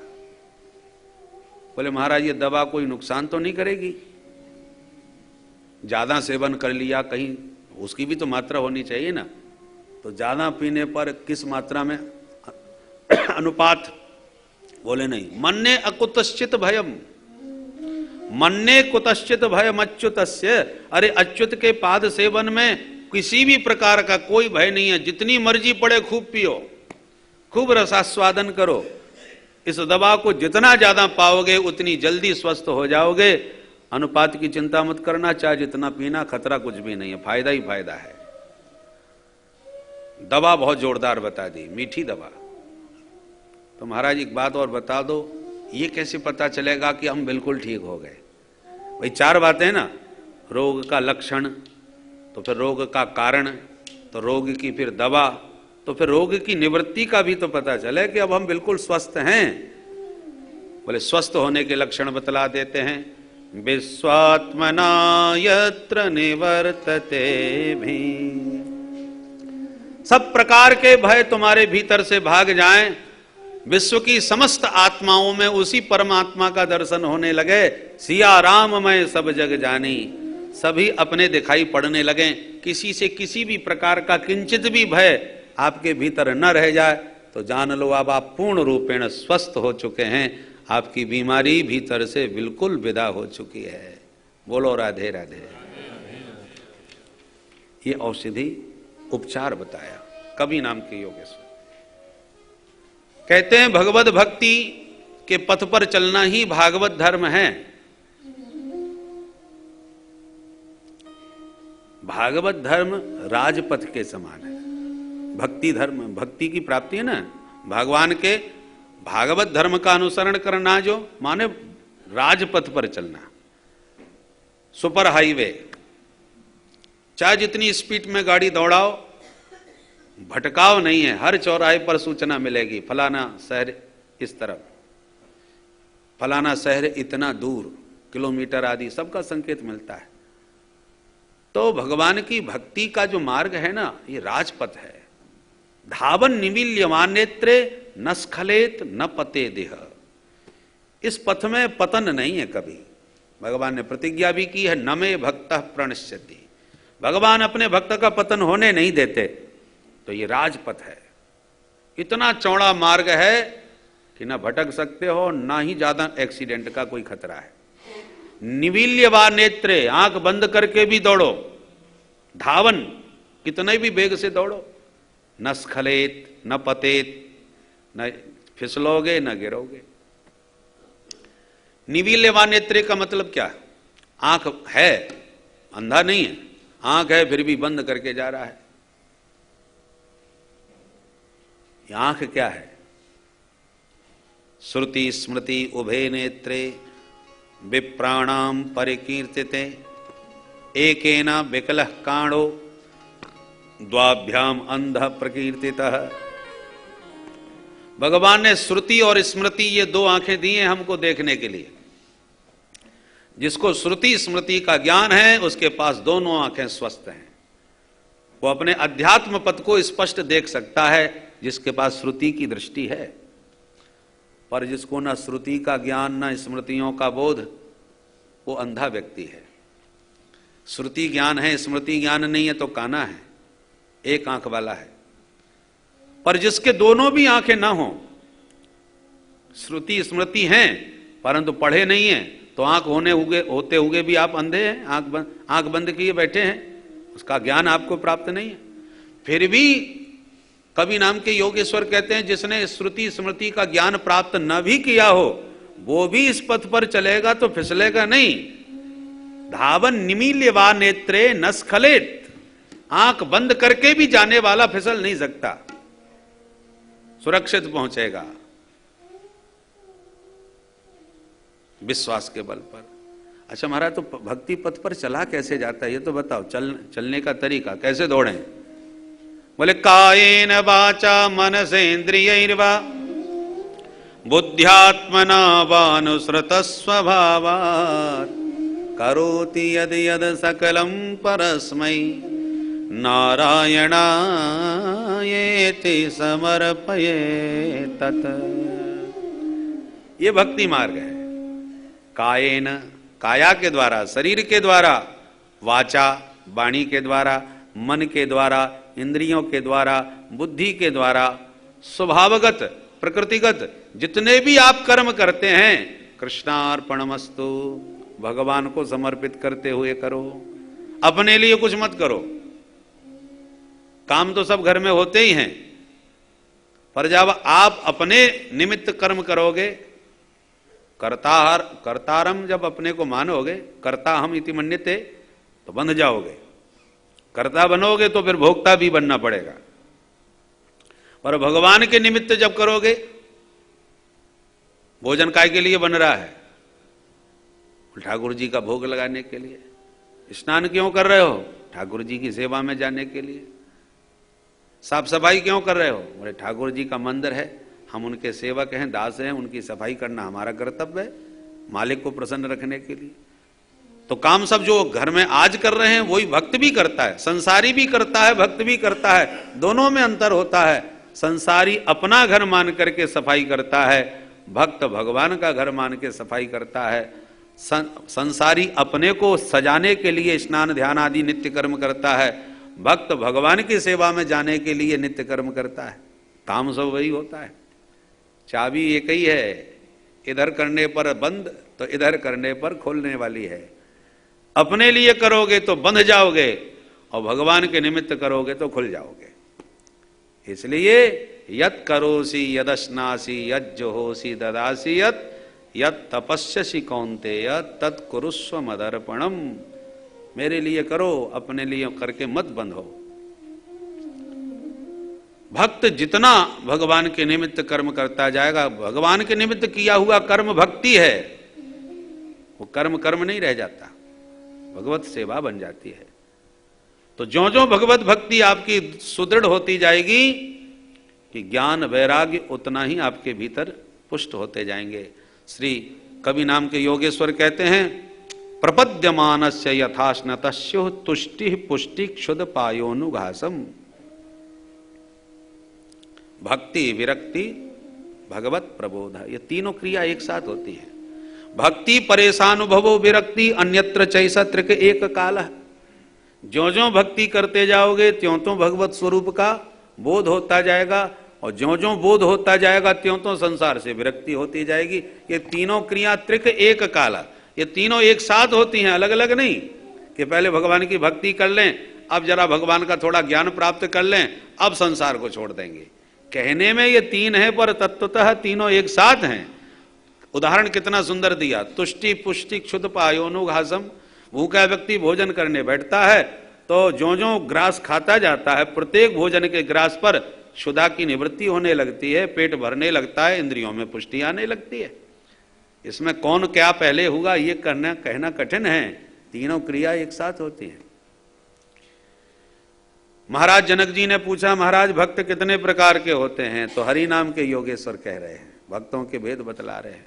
हरति जीवानाम अज्ञानम इति हरि, ये जीवों के अज्ञान का हरण करने वाले हरि योगेश्वर हैं। बोले राजन मुख्य रूप से तो तीन प्रकार के होते हैं। पहले तो उत्तम बताया, सर्वभूतेषु यः पश्येद भगवद भावमात्मनः भूतानि भगवत्यात्मन्येष भागवतोत्तमः। उत्तम भागवत वह है जो सबके भीतर भगवान का दर्शन करता है। भगवत भावमात्मनः, गोपियों को देखो, जित देखो तित श्याममयी है। उत्तम भक्त वह है जो सब में भगवान को देखे। और मध्यम कौन है? ईश्वरे तदधीनेषु बालसेषु दुसत्सु च प्रेम मैत्री कृपोपेक्षा यः करोति समध्यमः। ईश्वर में अत्यंत प्रेम है और उनके भक्तों से मित्रता है, और जो अज्ञानी हैं उनके प्रति कृपा की भावना है, और जो भगवान से भी द्वेष करता है, भगवान को नहीं मानता, उनकी उपेक्षा करता है। तो अलग अलग व्यवहार जो करता है वो मध्यम कोटि का है। उत्तम कोटि का ये कुछ नहीं देखता, वो तो सब में उसी को देखता है। और जो इस प्रकार से भेद रखता है वो मध्यम कोटि का है। और प्राकृत, निम्न कोटि नहीं कहा, अधम भी नहीं कहा, प्राकृत स्मृता। प्राकृत भक्त कौन है? अर्चायामेव हरे पूजाम यह श्रद्धये हते। वो केवल भगवान के श्री विग्रह की अर्चना में पूरी श्रद्धा रखता है। ठाकुर जी की षोडशोपचार पूजा करता है, प्रतिदिन महाराज उसे 4 घंटे पूजा में लगते हैं। और पूजा करते समय न कोई बोल गया या कुछ आ गया या कुत्ता बिल्ली घुस गया तो 1 मिनट में उसके पैर तोड़ने में भी देर नहीं लगाता। ये कहां से घुस आया मेरे पूजा मंदिर में? और ये देखो कितना चिल्ला रहा है, मूर्ख कहीं का, पूजा भी ठीक से नहीं करने देता, ये बच्चा रोक दिया, देखो ये आया मेरे को अशुद्ध कर दिया। तो माने उसको और कुछ नहीं, केवल भगवान की पूजा, और बाकी किसी से कोई मतलब नहीं। कोई संत महापुरुष भी आ गए, महाराज जी अभी मैं पूजा में हूं, पूजा से फ्री होने तो फिर बात करता हूं। इस प्रकार से जो केवल भगवान को विग्रह में ही मानता है वो अभी प्राकृत है, कामाने कबूतर पढ़ना सीख रहा है। बोलो राधे राधे। भाई कक्षा तो प्राइमरी में सीखना ही पड़ता है, रटना ही पड़ता है, कामाने कबूतर खामाने खरगोश। जब धीरे धीरे अक्षर ज्ञान हो जाता है तो बड़े कक्षा में जाकर के कहता है कम जलम, का माने जल होता है। फिर और बड़ी कक्षा में पहुंच गया तो बोला कम ब्रह्म। कक्षा बड़ी बड़ी है ना अपने अपने आप। अब शुरू से छोटे से बच्चे को कम ब्रह्म समझाओगे तो क्या पल्ले पड़ेगा उसको कमल दिखा करके का ज्ञान कराओ। ऐसी भगवान के भक्तों की भी कक्षाएं धीरे धीरे बढ़ती हैं। अब भगवान के भक्त जो सर्वोत्तम हैं, उत्तमोत्तम हैं, उनकी कई प्रकार की विधि बतलाई कि किस प्रकार के हैं। बोले सर्वोत्तम तो वो है विसृजति हृदयम नयस्य साक्षात् धरे वशताभिहतोप्यघौघनाश प्रणय रसनया घृतांग्रि पद्म सभवति भागवत प्रधान उक्तः। यस्य हृदयम साक्षात हरि न विसृजति, जिसके हृदय को भगवान ही कभी छोड़ना नहीं चाहते, उसके चित्त में ऐसे चिपक के बैठ गए कि गोपी कोशिश भी करे लगा समाधि के निकल जाए हमारे भीतर से बाहर, पर वो निकलता नहीं है। क्यों नहीं निकल पा रहा? बोले प्रणय रसनया घृतांघ्रि पद्म, क्योंकि प्रेम की रस्सी में, प्रेम की रज्जू में भक्त ने प्रभु के पाद पद्मों को ऐसा बांध दिया है कि भगवान भगना भी चाहे तो भग नहीं सकते। सभवति भागवत प्रधान उक्ता, परम प्रधान परम सर्वोत्तम भक्त है। इसके बाद महाराज ने माया के बारे में जानना चाहा। मायाम वेदितुमिच्छामः, तो अंतरिक्ष नाम के योगेश्वर ने माया का स्वरूप बतलाया, जो सारे संसार का सृजन कर रही है, इसी विधि से संसार का संहार भी करती है। और यो संसार का सृजन और संहार दिख रहा है, ये सब माया का ही खेल है। माया, तो इस माया से बचने का उपाय क्या है? तो प्रबुद्ध नाम के योगेश्वर जी ने उपाय बता दिया कि देखो ये संसार दिन रात धन की तृष्णा में माया से प्रभावित होकर भाग रहा है। नित्यार्दितेन वित्तेन दुर्लभेन आत्म मृत्युना, प्रबुद्ध योगेश्वर कहते हैं नित्यार्दितेन वित्तेन, ये जो वित्त है, पैसा है, दिन रात 24 घंटे कष्ट देता है। कमाने में कितना कष्ट होता है। अब कमा कमा करके जब ज्यादा कमा लिया तो फिर टेंशन हो जाता है, रखा कहां जाए, छापा ना पड़ जाए, किसी चोर को पता ना लग जाए, पड़ोसी मांगने ना आ जाए, भैया बंटवारा ना कर ले, अनेक प्रकार का टेंशन होता है। नित्यार्दितेन वित्तेन दुर्लभेन, ऐसा भी नहीं है कि हर कोई कमा ले, दुर्लभ भी है, बड़ी मुश्किल से मिलता है, किसी किसी को मिलता है। तो मुश्किल से मिला, किसी किसी को मिला, ज्यादा मिल गया तो टेंशन किया, तो बोले खर्च कर दो, बोले खर्च करने में तो और ज्यादा कष्ट हो जाता है। तो हर समय कष्ट देने वाला, आये दुखम व्यय दुखम दुखम च परिरक्षणे, कमाओ रखो और खर्च करो, हर समय कष्ट ही देगा ये। और आत्म मृत्यु ना, कभी कभी तो ये वित्त हमारी मौत का कारण बन जाता है। पैसे के कारण ही बहुत से लोग बेचारे मारे जाते हैं। और फिर भी व्यक्ति माया के प्रभाव से प्रभावित होकर के दिन रात उसी का पीछा करता है। इस बलवती माया से बचना चाहो तो तस्मात् गुरुम प्रपद्येत, किसी ब्रह्मज्ञानी सदगुरु की शरण में जाओ। जिज्ञासु श्रेय उत्तमम, पहले तो जिज्ञासु बनो।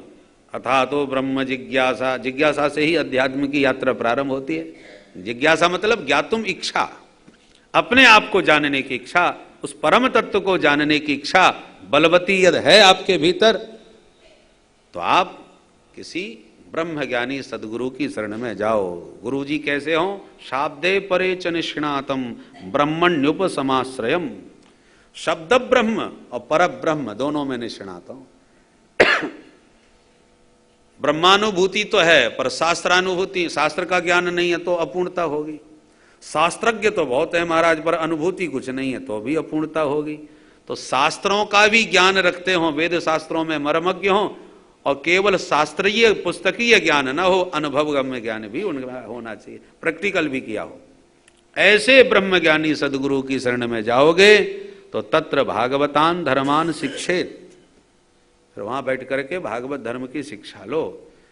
और गुरुदेव को ही गुरुवात्म दैवतः, गुरुदेव को अपना साक्षात देव, अपना आत्मा मान करके उनका आदर करना चाहिए। भगवान कहते हैं आचार्य के रूप में मुझे ही समझो, आचार्याम माम बिजानी यार। जब मेरे भावना से आचार्य की पूजा श्रद्धा कर, श्रद्धावान लभते ज्ञानम, जब श्रद्धा आपकी सुंदर होगी सदगुरु के प्रति, तब आपको वह ज्ञान प्राप्त होगा। बिना श्रद्धा के, बिना समर्पण के या दिव्य ज्ञान आपकी बुद्धि में नहीं बैठेगा। महाराज आत्मा का स्वरूप होता क्या है? तो पिपलायन मुनि बोले स्थिति उद्भव प्रलय तीनों का हेतु होने पर भी जो उससे पृथक भी है वह परमात्मा, परमात्मा के स्वरूप का ज्ञान करा रहे हैं। बोले परमात्मा जो हमारे शरीर में है परंतु कोई बता नहीं सकता, उसको वाणी से कोई कह नहीं सकता।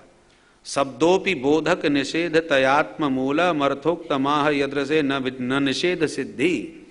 श्रुति भगवती भी निषेध पूर्वक वर्णन करती हैं शरीर के बारे में, जैसे स्थूल शरीर ये भी ब्रह्म नहीं है, ये भी आत्मा का स्वरूप नहीं है, इंद्रियां भी आत्मा नहीं है, बुद्धि भी आत्मा नहीं है, मन भी आत्मा नहीं है, अंतःकरण चतुष्टय आदि सबका निषेध करते जाते। जब कुछ भी नहीं है तो फिर आत्मा है क्या? बोले इन सबसे परे जो तत्व शेष बचता है वही आत्मा का वाचक है। जैसे कन्या का विवाह हो गया, शादी के बाद जब उसका पति उसे दोबारा लेने आया उसको कहते हैं गौना, द्विरागमन। पहली बार ससुराल में आया अपनी बहू को लेवाने, तो नवयुवकों के साथ आया। अब कुछ सहेलियां उसकी शादी में सम्मिलित नहीं हो पाई थी, इसलिए वो सब सखियां आ गईं और बोली बहन तेरी शादी में तो हम आ नहीं पाई, अब जल्दी बता तेरा दूल्हा कौन सा है। अब 10 बैठे हैं नवयुवक, एक से एक सुंदर। अब सब एक से, शादी में तो दूल्हा अलग दिखता है परंतु अब दुरागमन में तो सब एक से लग रहे हैं, तो कैसे समझ में आवे, सभी एक से एक सज के बैठे। अब उस बेचारी पुराने जमाने की थी, शर्म के मारे मुंह लटकाए बैठी है, बता ही नहीं पा रही लाज के कारण। तो सखियां पूछती जा रही हैं अच्छा वो चश्मा लगाए बैठा है वो है क्या? तो उसने सिर हिला दिया नहीं। अच्छा तो जिसकी लंबी लंबी मूछें हैं वो है? बोले नहीं। तो जो टोपी लगाए बैठा है पगड़ी वाला है क्या? नहीं। 10 बैठे हैं टोटल, परंतु उसने 9 का निषेध कर दिया। जब 9 का निषेध हो गया तो उसने कहा कुछ नहीं, बताया कुछ नहीं, फिर भी न बताने पर केवल सिर हिलाने से 10वां पति उसका अपने आप ही सिद्ध हो गया। भाई 10वां ही तो एक है, जब 9 नहीं है तो 10वां है। इसको निषेध वृत्ति कहते हैं, निषेध सिद्धि। तो ऐसी श्रुति भगवती निषेध के द्वारा ये भी नहीं, ये भी नहीं, ये भी नहीं, निषेध करते करते सबका निषेध कर दिया। तो अब जो तत्व शेष बचा वो आत्मा का ही वाचक है, वही आत्मस्वरूप है। इस प्रकार से आत्म तत्व का विश्लेषण किया। वो आत्मा नात्मा जजान न मिरश्यति नेधते सौ न क्षीयते सवनविद व्यभिचारिणाम ही। वो आत्मा ये अस्ति जायते वर्धते पन्नमते अपक्षीयते विनश्यादि जो षडूर्मियां हैं, इन सब से आत्मा सर्वथा अप्रभावित है, वो सबका साक्षी मात्र है। ये सब आत्मा में कोई विकार घटित नहीं होता। राजा परीक्षित श्री जनक जी महाराज ने जब कर्म योग के बारे में प्रश्न पूछा, बाबा कर्म योगम बदत न, हमको कर्म योग का उपदेश दीजिए। और ये भी बताइए, एक बार मैंने सनकादिकों से जब मैं बच्चा था तब मैं पूछा तो वो मौन होकर के रह गए, कुछ जवाब ही नहीं दिए। तो मैं ये तो नहीं कह सकता उनको ये जवाब नहीं आता होगा, आता तो होगा, परंतु उन्होंने मुझे जवाब क्यों नहीं दिया वो भी बताइए। तब आविर्होत्र नाम के योगेश्वर बोले, राजन कर्मा कर्म विकर्मेति वेद वादो न लौकिक। 3 प्रकार के कर्म बताए, कर्म अकर्म विकर्म, 3 प्रकार के कर्म होते हैं। वेद विहित कर्म होना चाहिए, और वेद परोक्षवादी है। परोक्षवाद वेदोयम बालानाम अनुशासनम। जैसे माताएं बच्चों पर अनुशासन करती हैं, बेटा दवा पी ले लड्डू खवाऊंगी, और जहां बच्चा ने दवा पी लिया तो लड्डू के नाम पर कुछ नहीं, मां को लड्डू का नाम लेकर के बच्चों को दवा पिलानी पड़ती है। ऐसी स्वर्ग आदि दिव्य सुखों का लड्डू दिखा दिखा करके वेद भगवान हमको बढ़िया बढ़िया शुभ कर्मों में प्रवृत्त करते हैं। तो वेदों ने किस बात को किस तात्पर्य से कहा है ये सभी लोग नहीं समझ सकते, वेदज्ञ पुरुष कोई कोई समझते हैं। तो तुमने उस समय बच्चे थे तो वो समझाते तो तुम्हारी समझ में बात नहीं आती, इसलिए सनकादिकों ने उस समय तुम्हें जवाब नहीं दिया। आता तो उनको सब कुछ है, परंतु तुम उस समय पात्र नहीं थे, इसलिए तुम्हें उत्तर नहीं दिया। क्योंकि वेद परोक्षवाद, वेदों की गति बड़ी, कर्मों की गति बड़ी विचित्र है। कर्म माने वेद विहित, सत्यम वद धर्मम चर मातृदेवो भव पितृदेवो भव आचार्य देवो भव अतिथि देवो भव, ये वेद विहित कर्म है। और वेदों ने जो निषेध किया है, ऐसा मत करो, चोरी मत करो, हिंसा मत करो, ये अकर्म है। विकर्म माने विशेष आदेश, विशेष आदेश। जैसे संध्या वंदन ब्राह्मणों को द्विजातियों को करनी चाहिए, तो ये विशेष आदेश है। क्षत्रियों को रण में तत्पर रहना चाहिए, तो ये विशेष आदेश है। तो ये विकर्म। अतः वेद प्रणहितो धर्म, वेदों ने जो कहा है वही धर्म है।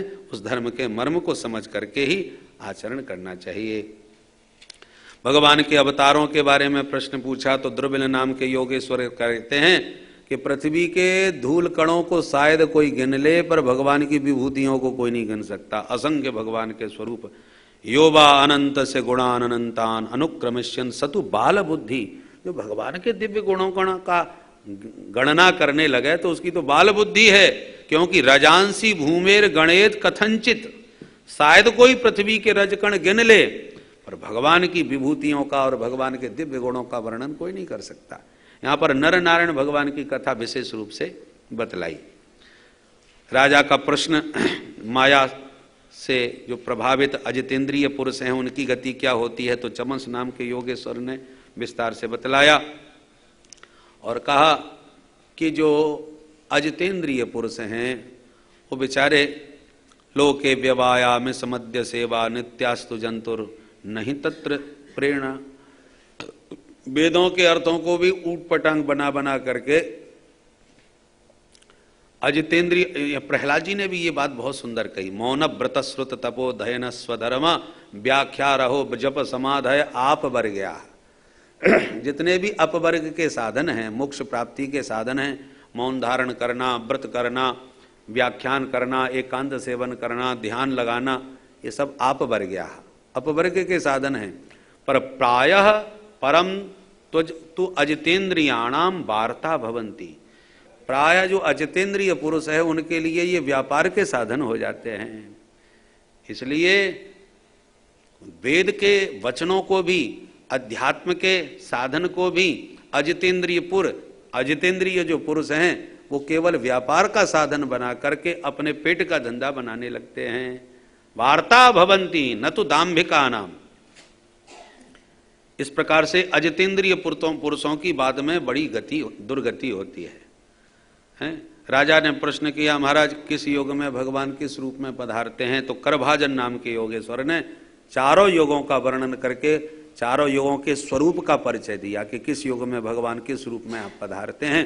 और अंत में कलयुग में श्री राम कृष्ण की उपासना बतलाते हुए कहा, भगवान के चरण कमल ही कलिकाल में कल्याणप्रद हैं। वो कैसे चरणारविंद हैं? बोले ध्येयं सदा परिभवग्नमभीष्टदोहं तीर्थास्पदं शिवविरिञ्चिनुतं शरण्यं भृत्यार्तिहं प्रणतपालभवाब्धिपोतं वन्दे महापुरुष ते चरणारविन्दम् त्यक्त्वा सुदुस्त्यज सुरेप्सित राज्यलक्ष्मी धर्मिष्ठ आर्य वचसा यदगादरण्यम् मायामृगं दयितयेप्सितमन्वधावत् वन्दे महापुरुष ते चरणारविन्दम्। हरे कृष्ण कृष्ण कृष्ण हरे हरे, हरे राम राम राम हरे हरे। यही कलिकाल का सर्वोत्तम मंत्र है। भगवान ध्येयम ध्यान योग्यम, जब कभी नहीं सदा ध्येयम, हर समय प्रभु के चरण कमलों का ध्यान करो। चरण कमल कैसे हैं? परिभवग्नम अभीष्ट दोहम, संसार का जितना भय है वो मिट जाएगा और जो कामना तुम्हारे भीतर हैं, इच्छा है, वो सब कामनाओं की पूर्ति हो जाएगी। अभीष्ट दोहम, तीर्थास्पदम, तीर्थत्व प्रदान करने वाले हैं। केवल तुम ही, हम और तुम ही उनकी शरण में जा रहे हो सो बात नहीं, बड़े बड़े लोग उनके चरणों में हैं। कौन कौन? शिव विरिंचिनुतम शरण्यम, शिव और विरंची ब्रह्मा को भी जो शरण देने में सक्षम हैं, ऐसे वो चरणारविंद हैं। भृत्यार्ते हम, भक्त की आरती माने पीड़ा का तत्क्षण हरण करने वाले हैं। प्रणतानाम पालयति, जो भी प्रणत हो जाए उसका सब प्रकार से पालन करते हैं। भवाब्धिपोतम, भवसागर के बहुत बड़े सशक्त जहाज हैं। जो भी इस जहाज में बैठ गया भवसागर से अनायास पार हो जाता है। तैर के जाओगे तो मगरमच्छ खा जाएंगे, जहाज में बैठ जाओ कोई टेंशन नहीं, जहाज टिकट लेके बैठना है, बाकी तो फिर तो जहाज वाला खुद ही पहुंचाएगा। तो ऐसे उन प्रभु के पाद पद्मों के सुंदर पोत पर आरूढ़ हो जाओ, अपने आप भवसागर से पार हो जाओगे। ऐसे उन पाद पद्मों को बारंबार प्रणाम है। ये कन्हैया के चरण। राम जी के चरण कैसे हैं? सुदुस्त्यज सुरेप्सित राजलक्ष्मी त्यक्त्वा, अयोध्या का वैभव जो देवता भी जिसके लिए ललचाते रहते हैं, उस विशाल साम्राज्य को जो तिनके की तरह त्याग करके जंगल की ओर चले गए थे। धर्मिष्ठ आर्यवचसा यदगाद अरण्यम, अरण्यम अगात, रामो विग्रहवान धर्म, धर्म की मर्यादा स्थापित करने के लिए तुरंत जंगल में चले गए और सोने का सिंहासन त्याग करके तो गए, पर सोने के मृग के पीछे भाग लिए। माया मृगम अन्वधावत, माया मृग के पीछे क्यों भागे? बोले दैत ईप्सित, कि सूरी जी ने पसंद किया था और उसको पाने की इच्छा प्रकट की थी, तो भक्त वांछा कल्पतरु होने के नाते भक्ति की इच्छा पूरी करने के लिए, प्रिया का मनोरथ पूर्ण करने के लिए भागे। ऐसे माया मृग के पीछे दौड़ने वाले उन पाद पद्मों को हम बारंबार प्रणाम करते हैं, उनका ध्यान करते हैं। इस प्रकार नवयोगेश्वर संवाद के माध्यम से नारद जी ने वसुदेव जी को दिव्य ज्ञान दिया और अंत में समझा दिया कि देखो, कृतादिषु प्रजाराजन कला वीक्षन्ति संभवम कलौ खलु भविष्यन्ति नारायण परायणा। अन्य युगों के प्राणी प्रभु से प्रार्थना करते हैं कि हे प्रभु हमें तो कलयुग में जन्म देना। क्यों महाराज? कलौ इक्षन्ति संभवम, कलयुग में जन्म लेना क्यों चाहते हैं? बोले इसलिए चाहते हैं कि कलौ खलु भविष्यन्ति नारायण परायणा, जितने नारायण परायण भक्त कलयुग में होंगे उतना किसी युग में नहीं। सबसे ज्यादा भक्तों की संख्या कलयुग में। अन्य युगों में गिने चुने भक्त होते हैं, ध्रुव हुए, प्रहलाद हुए, कितने उंगलियों पर गिन सकते हो, बहुत ज्यादा भीड़ नहीं हुई थी। पर कलयुग में तो महाराज गजब हो गया, कितने बड़े बड़े भक्त।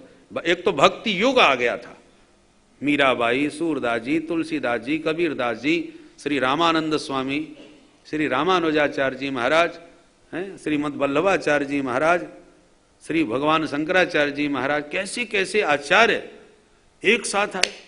और फिर आद्योपांत भक्तमाल में भक्तों की कथा यदि आप देखें, भक्तमाल में तो कलयुग के ही भक्तों की गाथा है। नामदेव जी महाराज, तुकाराम जी महाराज, एकनाथ जी महाराज, कैसे कैसे भक्त आए, भीड़ आ गई पूरी। एक बात और है, जहां बीमारी ज्यादा फैलती है वहीं डॉक्टर भी ज्यादा भेजे जाते हैं।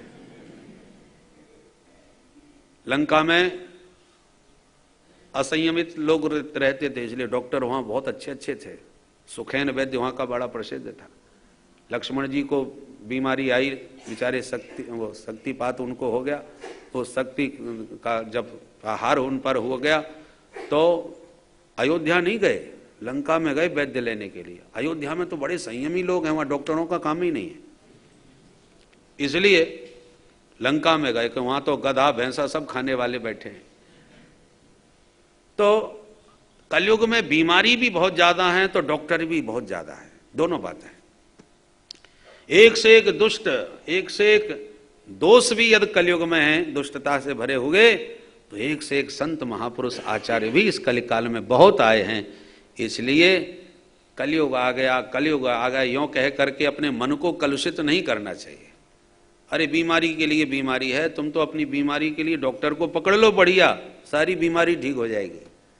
इसलिए सदगुरु वैद्य वचन विश्वासा, बड़े बड़े संत सदगुरु जो कलिकाल में आए हैं उनमें से किसी एक को अच्छी तरह पकड़ लो, निश्चित तुम्हारी बीमारी ठीक हो जाएगी। इसलिए कलयुग की दूसरी तरफ प्रशंसा भी बहुत है। कलयुग में सबसे बड़ा दिव्य गुण है भगवन नाम संकीर्तन। हरेर नाम हरेर नामैव केवलम कलौ नास्तेव नास्तेव नास्तेव गतिरन्यथा। महाप्रभु चैतन्य महाप्रभु ने तो नाम महिमा की प्रतिष्ठा कर दी, चारों तरफ खूब उनकी उसकी जय जयकार करा दी। और कलयुग में एक गुण और है, मानस पुण्य होए नहीं पापा। मन से किए हुए पुण्यों का फल मिलता है, और मन से कोई पाप बन जाए तो कोई दंड नहीं। ये आरक्षण केवल कलयुग को मिला है और किसी युग में नहीं, तो उसका हमें फायदा उठाना चाहिए। भगवान शंकराचार्य जी कहते हैं, हे भोले बाबा मैं आपके लिए बहुत बड़ा मंदिर क्या बनवाऊं, मैं इस शरीर को आपका ही मंदिर मान लेता हूं। इस देह के मंदिर में आप आत्मा के रूप में विराजे हो, बुद्धि के रूप में माता पार्वती जी को बैठा दिया है, और जो पंच प्राण जो देह में है वही आपकी पंचायत है। नंदी भृंगी संगी जो कण हैं आपके, ये पंच प्राणों के रूप में प्रतिष्ठित हैं। मैं जो दिन भर में खाता पीता हूँ यही आपकी पूजन सामग्री है, जो सुबह से शाम तक चढ़ाता रहता हूँ कुछ ना कुछ है। और जो बोलता हूँ यही आपके स्तोत्र पाठ हैं, स्तुति है। और जो घूमता फिरता हूँ यही आपकी परिक्रमा लगाता रहता हूँ। और तान दुपट्टा सो जाता हूँ यही आपकी समाधि लगा लेता हूँ। इसलिए मैं जितने भी इस देह से कर्म करता हूँ, हे भोलेनाथ ये सब आपकी ही आराधना है, अपने लिए मैं कुछ नहीं करता। कितनी बढ़िया बात है। आत्मा त्वं गिरिजामति सहचरा प्राणा शरीरम गृहम पूजा ते विषयोपभोग रचना निद्रा समाधि स्थिति संचार पदयो प्रदक्षिण विधि स्तोत्राणि सर्वा गिरो यद यद कर्म करोमि तत्तदखिलम शंभो तवाराधनम। इसमें हमारा क्या खर्च हो गया। तो मानस पुण्य हो नहीं पापा, मन से भी भगवान की खूब सेवा आप कर सकते हो और पूरा फल उसका मिलेगा। मानसी पूजा में भोले बाबा से कहते हैं साकाना मयोतम जलम रुचिकरम। अयोतम, ये 10,000 प्रकार की सब्जी का भोग लगा रहा हूं सरकार, हद लगे ना फिटकरी रंग चोखा आवे। मनी राम जी को ले जाओ, प्रेम से ठाकुर जी की सेवा करो और हीरे जवाहरातों का प्रतिदिन मुकुट पहनाओ, कुछ भी खर्चा नहीं होने वाला और पूरा पुण्य मिलेगा। इसलिए उसका लाभ लेना चाहिए। तो कलयुग की बुराइयों पर ही ज्यादा ध्यान मत रखो, उसकी विशेषताओं का भी हमें लाभ अधिकाधिक उठाना चाहिए। नारद जी समझा करके चले गए। देवताओं ने आके कहा प्रभु समय हो गया है, हम आपके आगमन की प्रतीक्षा में हैं, प्रतीक्षारत हैं। भगवान बोले जाओ बस थोड़ा काम और बचा है, अभी हम तैयार होकर के आ रहे हैं। देवताओं को समझा के विदा किया। अब उद्धव जी समझ गए कि प्रभु जाने की तैयारी में हैं, तो एकांत में आकर के बोले प्रभु मैं समझ गया, हे योगेश्वरेश्वर आप जाने से पहले एक बात मुझे वचन दीजिए कि मुझे आप साथ में लेके जाओगे, छोड़ के मत चले जाना। मैं लक्षणों से समझ रहा हूं कि आप जाने की पूरी तैयारी में। लक्षण बतला रहे। भगवान बोले नहीं मित्रवर, तुम्हें रहना पड़ेगा यहां पर, मेरे भक्तों का आश्रय तुम्ही को तो बनना है। और प्रभु आपके बिना कैसे रह पाऊंगा? भगवान बोले सन्यासी बन के रहो। सन्यास का क्या स्वरूप होता है? तब भगवान ने महामुनि दत्तात्रेय जी के 24 गुरुओं के माध्यम से वैराग्य का उपदेश दिया। 24 गुरु कौन कौन बनाए?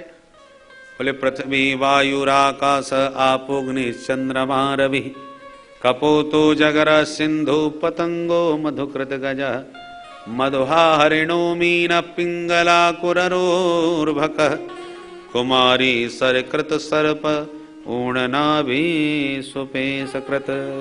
7:34। तो दत्तात्रेय भगवान के 24 गुरुओं का वर्णन किया गया है इन 2 श्लोकों में, नाम के द्वारा विस्तार से भी बतलाया। देखो, जिसको सीखने की इच्छा हो वो किसी से भी सीख सकता है। दत्तात्रेय भगवान ने ये कान फूंकने वाले गुरु नहीं बनाए, ये शिक्षा के गुरु हैं। शिक्षा के गुरु आप हजारों बना सकते हैं, पर सदगुरु एक ही बनाना चाहिए। ये शिक्षा जिससे भी मिली शिक्षा, पृथ्वी से सहनशीलता सीख ली, बड़े बड़े गड्ढे खोद रहे हैं, मलमूत्र भी त्याग रहे हैं, बेचारी कुछ नहीं बोलती, सब सह लेती है। संत का ऐसा ही तितिक्षु स्वभाव होना चाहिए। इसलिए पृथ्वी का नाम ही है क्षमा, ये सब कुछ क्षमा करती है। ऐसी क्षमावान क्षमाशील संत का स्वभाव होना चाहिए। वायु हवा, दुर्गंध हो या सुगंध हो, वायु असंग होकर के बहती है। थोड़ी देर तक बदबू साथ में जाएगी, भी छोड़ देगी, आगे बढ़ जाएगी। हवा तो आगे चली गई। तो जैसे निर्लेप और असंग भाव से वायु बहती है, संत को भी संसार में असंग होकर के विचरण करना चाहिए। कहीं सम्मान होगा, कहीं अपमान होगा, पर सम्मान के प्रति आसक्त न हो, अपमान से भयभीत न हो, असंग होकर के वायुवत असंग विचरण करे। पानी की तरह, जल की तरह एकदम निर्मल रहे। चंद्रमा को देखो, हम लोग कहते हैं आज अष्टमी है, आधे चंद्रमा है, आज पूर्णिमा है, पूरे चंद्रमा है। चंद्रमा आधे पूरे नहीं होते, ये उनकी कलाओं में घटना बढ़ना होता है, चंद्रमा में नहीं। और हम चंद्रमा में व्यवहार करते हैं। ऐसे हम कहते हैं ये बुढ़ा हो गया, ये बच्चा है, ये जवान है, ये व्यवहार शरीर में है, आत्मा में ये व्यवहार घटित नहीं होता। आत्मा न बुढ़ा है न बच्चा है, आत्मा तो एक रूप है। सूर्य भगवान को गुरु बना के सीखा बाबा ने कि सूर्य भगवान अपनी प्रखर किरणों से रस भोग करते हैं पृथ्वी का। सविता गोभी रसम भूंगते, अपनी रश्मियों से रस भोग करता है पृथ्वी का सूर्यदेव। और जब बरसात आती है तो उन्हीं किरणों से वही रस वनस्पतियों में बिखेर देता है। साधु को भी चाहिए, किसी ने कुछ दिया, ले लिया, भाई तुम्हारी श्रद्धा है चढ़ा दो, और जहां जरूरत पड़ी उसको पट्ट से दे दिया। किसी भी वस्तु में कोई आसक्ति नहीं, इधर से आया उधर दिया। इस सूर्य भगवान से सीखा। एक अजगर को गुरु बना के सीखा। अजगर करे न चाकरी, पंछी करे न काम। वो तो पड़ा है मस्ती से, भूख लगी सो सांस खींच लिया, और श्वास में जो लपेट में आ गया उसी को पकड़ के खा गया। अज माने बकरा, और बकरे को भी पूरा साबुत गटक जाए वो अजगर। कभी कभी बड़े बड़े बकरे को खा जाता है, तो कभी कभी कुछ नहीं मिलता, हवा खा के ही रह जाता है। साधु को भी चाहिए, कभी कभी खूब माल मिल रहे हैं खाने को, तो कभी 5 दिन तक भोजन के ही दर्शन नहीं हो रहे। और दोनों परिस्थिति में समान होकर के वो मस्त घूमता है। प्रारब्ध के अनुसार उसका भोग सामग्री उसे मिलती है। अजगर जैसे प्रारब्ध के अनुसार जो आता है वो पाता है। खाने के लिए शिकार खेलने कहीं दौड़ता भागता नहीं है, पर प्रारब्ध का भोग उसके पास अपने आप चल के आ जाता है। साधु को भी चाहिए, वो जहां रहेगा वहां प्रारब्ध का भोग उसे मिल जाएगा, भोजन की चिंता न करे, भगवान के भजन में मस्त रहे। कबूतर को गुरु बना के सीखा। एक कबूतर के बच्चे फंस गए जाल में, कबूतरी भी रो रो के गिर गई। कबूतर ने कहा जब पूरा परिवार नहीं रहा तो मैं भी रह के क्या करूंगा, वो भी कूद पड़ा और बहेलिया सबको लेके चला गया। मोह ही बंधन का मूल कारण है। स्वतंत्र होता हुआ भी कबूतर मोह के कारण फंस गया जाल में जानबूझकर। ऐसे ही हम मोह के कारण ही अज्ञान के बंधनों में ग्रसित हैं, संसार में फंसे पड़े हैं। पतंगे को गुरु बना के सीखा कि पतंगा दीपक की लौ पर आसक्त होकर के भस्म हो गया, मर गया। इसलिए रूपानुरागी यदि आप ज्यादा होंगे तो संसार के इस रूप की ज्योति पर आप हो सकता है पतंगे की तरह भस्मसात हो जाएं। हमने भौरे को गुरु बना के सीखा। मधुकर थोड़ा थोड़ा सा मधु लेकर के मस्त रहता है। संतों को भी मधुकरी से मस्त रहना चाहिए। जहाँ जो मिल गया, 2 रोटी 4 रोटी मिल गई, पा के चल दिए। किसी को भी जैसे भौरा एक ही रस पूरा नहीं लेता, मधुकर की तरह थोड़ा थोड़ा कण लेना चाहिए। ऐसी सबकी श्रद्धा बनी रहे। 2-2 रोटी देने में या कुछ अंश दान करने में किसी को कष्ट नहीं होता, किसी का दोहन न होने पावे, किसी को कष्ट न होने पावे हमारी श्रद्धा का। ऐसी भावना से मधुकर की वृत्ति से संत विचरण करें। गज हाथी को गुरु बनाया। हमने देखा जंगल में कि एक ने बहुत बड़ा गड्ढा खोदा और गड्ढे को नकली घास से छुपा दिया, ढक दिया, और काठ की हथनी बना के उसने गड्ढे के पास खड़ी कर दी। हाथी ने हथनी को देखा तो कामांध होकर के हथनी से मिलने दौड़ा, पट्ट से गड्ढे में गिर गया। महीनों तक उसे फिर खाने नहीं दिया, मार मार के घायल किया। अंत में बेचारे को घर घर का भिखारी बना दिया। तो जंगल का गजराज भिक्षुक बन गया, अधीनस्थ हो गया। मैंने उसको सीखा गुरु बना के। पदापि युवतिर भिक्षुर न स्पर्शे दारमीमपि। स्पर्श सुख की वासना से बचे, काठ की स्त्री के स्पर्श से भी सावधान रहे, कहीं हमारी चित्त वृत्ति उस गजराज की तरह गर्त की ओर न चली जाए। ये हमने हाथी को गुरु बना के सीखा। हमने एक मधुमक्खी को भी गुरु बना, मधुहा। मधुमक्खी से क्या सीखा? बोले तमाम पुष्पों से कण ले ले करके उसने कितना शहद इकट्ठा कर लिया।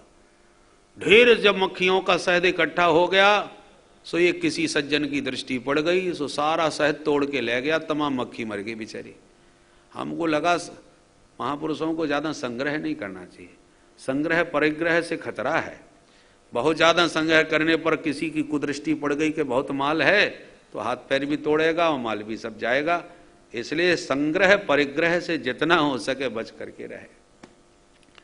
हमने एक हिरण को गुरु बना के सीखा कि एक ने मस्त बंसी बजाई तो कान लगा के सुनने लग गया, उसी ने बाण मार के मार डाला। हमने गुरु बना के सीखा ग्राम्य गीतम न सुनयात। श्रृंगारिक गीत साधु को नहीं सुनना चाहिए, नहीं तो काम बाण से घायल हो सकता है, हिरणी की तरह उसकी गति हो सकती है। मछली को गुरु बना के सीखा जितम सर्वम जिते रसे। जिसने इस रसना को जीत लिया उसने सारी इंद्रियों को जीत लिया। जिह्वा उपस्थ जयो धृति, सबसे प्रबल 2 इंद्रियां हैं, जिह्वा और उपस्थ। इन पर जीतने, इन दोनों को जीतने वाला ही सबसे परम जितेंद्रिय है। इनको 2 को जीत लिया तो सारी इंद्रियों को जीत लिया। तो जिह्वा स्वाद के चक्कर में, मछली खाने के चक्कर में कांटे में बिंध जाती है। कांटे में आटा तो दिखता है पर कांटा नहीं दिखता, और आटे में कांटा जो लगा रहता है उसी में फंसती है मछली। ऐसे ही केवल जीवन धारण करने के लिए जो आवश्यक है वो आहार करे, जिह्वा का स्वाद लेने के लिए आहार न करे। ये मैंने मछली से सीखा। एक पिंगला नाम की गणिका को भी हमने गुरु बनाया। वैश्या से क्या सीखा? बोले बन ठन के बैठी रही, कोई उसके पास नहीं आया। बेचारी रात भर भटकी, कोई नहीं आया। अंत में उसे वैराग्य हो गया कि हाड़ मास के पुतलों के लिए सज धज के इतनी प्रतीक्षा करती हूँ, इतनी प्रतीक्षा अपने प्रभु के लिए की होती तो घर में भगवान आ गए होते। उसने सबसे आशा त्याग दी, और जैसी उसके मन से आशा निकली कि अब कोई नहीं आने वाला और मुझे किसी को बुलाना भी नहीं है, आवे तो ठीक ना आवे तो ठीक, सोई तान दुपट्टा सो गई। और जब तक उसके मन में आशा रही कि कोई आने वाला है तब तक बेचारी व्याकुल रही। न की भी आवाज आती गली में तो दौड़ करके दरवाजे पर भागती थी। उसको गुरु बना के सीखा आशा ही परमम दुखम नैराश्यम परमम सुखम। आशा ही व्यक्ति को कष्ट देती है। आपने किसी से आशा की है कि ये हमको कम से कम 1000 रुपया तो जरूर देंगे, और वो 500 रुपया दे के चले गए, तो आपको 500 रुपया मिला ही तो है, आपके गांठ से कुछ नहीं गया। पर आपको फिर भी कष्ट हो रहा है कि अरे हम तो 1000 के सोचे बैठे थे, 500 कम मिले, तो कष्ट होगा।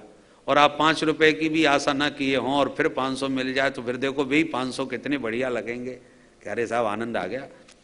तो जितनी आप आशा करेंगे उतना ही आप दुख पाएंगे, और जितना संसार से आशा त्याग देंगे उतने ही मस्त रहेंगे। सुखम सुखम सुस्वाप पिंगला, आशा त्याग करके पिंगला सुखपूर्वक शयन करने लगी।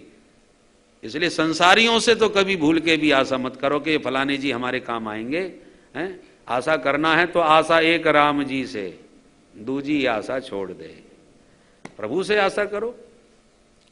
कस्मात भजंती कवयो धन दुर्मदान धान। संसार के प्राणी आशा करने पर तुम्हें कष्ट ही देंगे। एक कुरर पक्षी को गुरु बना के हमने सीखा कि मांस पिंडलीय वो पक्षी उड़ रहा था, अन्य पक्षियों की दृष्टि पड़ी तो उस पर आक्रमण कर दिया, छीना झपटी में मांस पिंड गिर गया, तो सब उसी मांस के पिंड के पास चले गए। जिसके मुंह में दबा था वो मांस, वो अकेला रह गया, उसके पास कोई नहीं। उसको गुरु बना के सीखा कि जितना संग्रह रखोगे उतना ही लोग तुम्हारे पीछे पड़ेंगे, क्योंकि आपके पास अधिकार है और माल है। और जब तुमने सब त्याग दिया तो फिर कोई तुम्हारे पास नहीं आने वाला, आप मस्त होकर के कहीं भी घूमो। इसलिए संसार प्रपंच से बचने के लिए जितना हो सके आप अपने पास कुछ न रखो, फिर आप बिल्कुल मस्त घूमोगे, कोई खतरा आपको नहीं सताएगा। कुरर पक्षी से सीखा। हमने एक बच्चे को भी गुरु बनाया, किसी ने मार दिया तो रो पड़ा, प्यार से पुचकार के लड्डू खिला दिया, हंस गया। संत का स्वभाव बालवत होना चाहिए, बुधो बालकवत क्रीडित, मान अपमान की गांठ न लगाए, बालवत बिल्कुल भोला स्वभाव होना चाहिए। एक कन्या को गुरु बना के सीखा, वो कन्या का संबंध पक्का हो गया, उसके होने वाले ससुर आए, घर में मैया बाप कोई नहीं, अचानक आ गए। तो बोले बेटी, माँ बाप बोले वो तो खेत में गए हैं, मैं अकेली हूँ। कोई बात नहीं बेटी, तुम्हें देखना था सो देख लिए, अब ये चूड़ियाँ लाएं कुछ, इनको पहन लो और हमारे लिए फटाफट थोड़ा सा चावल बना दो, सो पाके हम चले जाएंगे। अब उस बिटिया ने चूड़ियाँ तो पहन ली, पर पूरा अगर छान मारा चावल ना मिले, और हे भगवान बनी बनाई बात कहीं हमारी बिगड़ ना जाए। वो कन्या तुरंत बहुत ढूंढने लगी तो धान मिल गई, तो चलो धान में से चावल निकाल लेती हूँ। कूटने लगी, अब कूटने लगी तो चूड़ियाँ बजने लगी। उसको डर लगा कहीं ससुर जी को पता ना चल जाए ये धान कूट रही है, इसका मतलब घर में चावल नहीं है, आवाज हो रही है। तो तुरंत उसने चूड़ियाँ उतार दी, 2-2 रही, फिर भी आवाज भाई, 1-1 रही, आवाज बंद हो गई। उसको गुरु बना के सीखा, बासे बहुनाम कलह भवेद वार्ता द्वयोरपि एक रेव चरे तस्मात् कुमारिया एव कंकनम। बहुत लोगों के साथ रहोगे तो झगड़े भी होते हैं, 2 लोग भी रहते हैं तो व्यर्थ की वार्तालाप करते हैं। भजनानंदी और साधकों को जितना हो सके एकांत से भी होना चाहिए। एकेन तपः द्वाभ्याम अध्ययन त्रिभिर गायनम चतुर्भिर पंथा पंचभिर न्यायः और बहुभिर युद्धम। तो एकांत साधक को बिताना चाहिए। हमने सर्प को भी गुरु बना करके सीखा कि एक सर्प ने देखा कि चूहे का बहुत बड़ा बिल उसमें घुस गया। कितनी मेहनत से चूहे ने कितने दिनों में तो बिल खोदा, और सर्पराम जी घुस गए। तो चूहे की क्या हिम्मत जो कह दे निकल जाओ, वो तो आराम से जब तक मर्जी है रहा, जब वो चट गया मन तो सर्प निकल के चल दिया। इसलिए हमने उसको गुरु बना के सीखा अनिकेतनवासी। संत को अपनी सुख साधन की चिंता नहीं करना चाहिए, अपने लिए बहुत ज्यादा निर्माण आदि के चक्कर में नहीं पड़ना चाहिए। संसारियों ने तमाम निर्माण किए हैं, उन्हीं में मस्त रहे, जहां मन लगे रहा, जहां मन उचटा चल दिया, परंतु अपने लिए किसी प्रकार के प्रपंच का पालन न करे।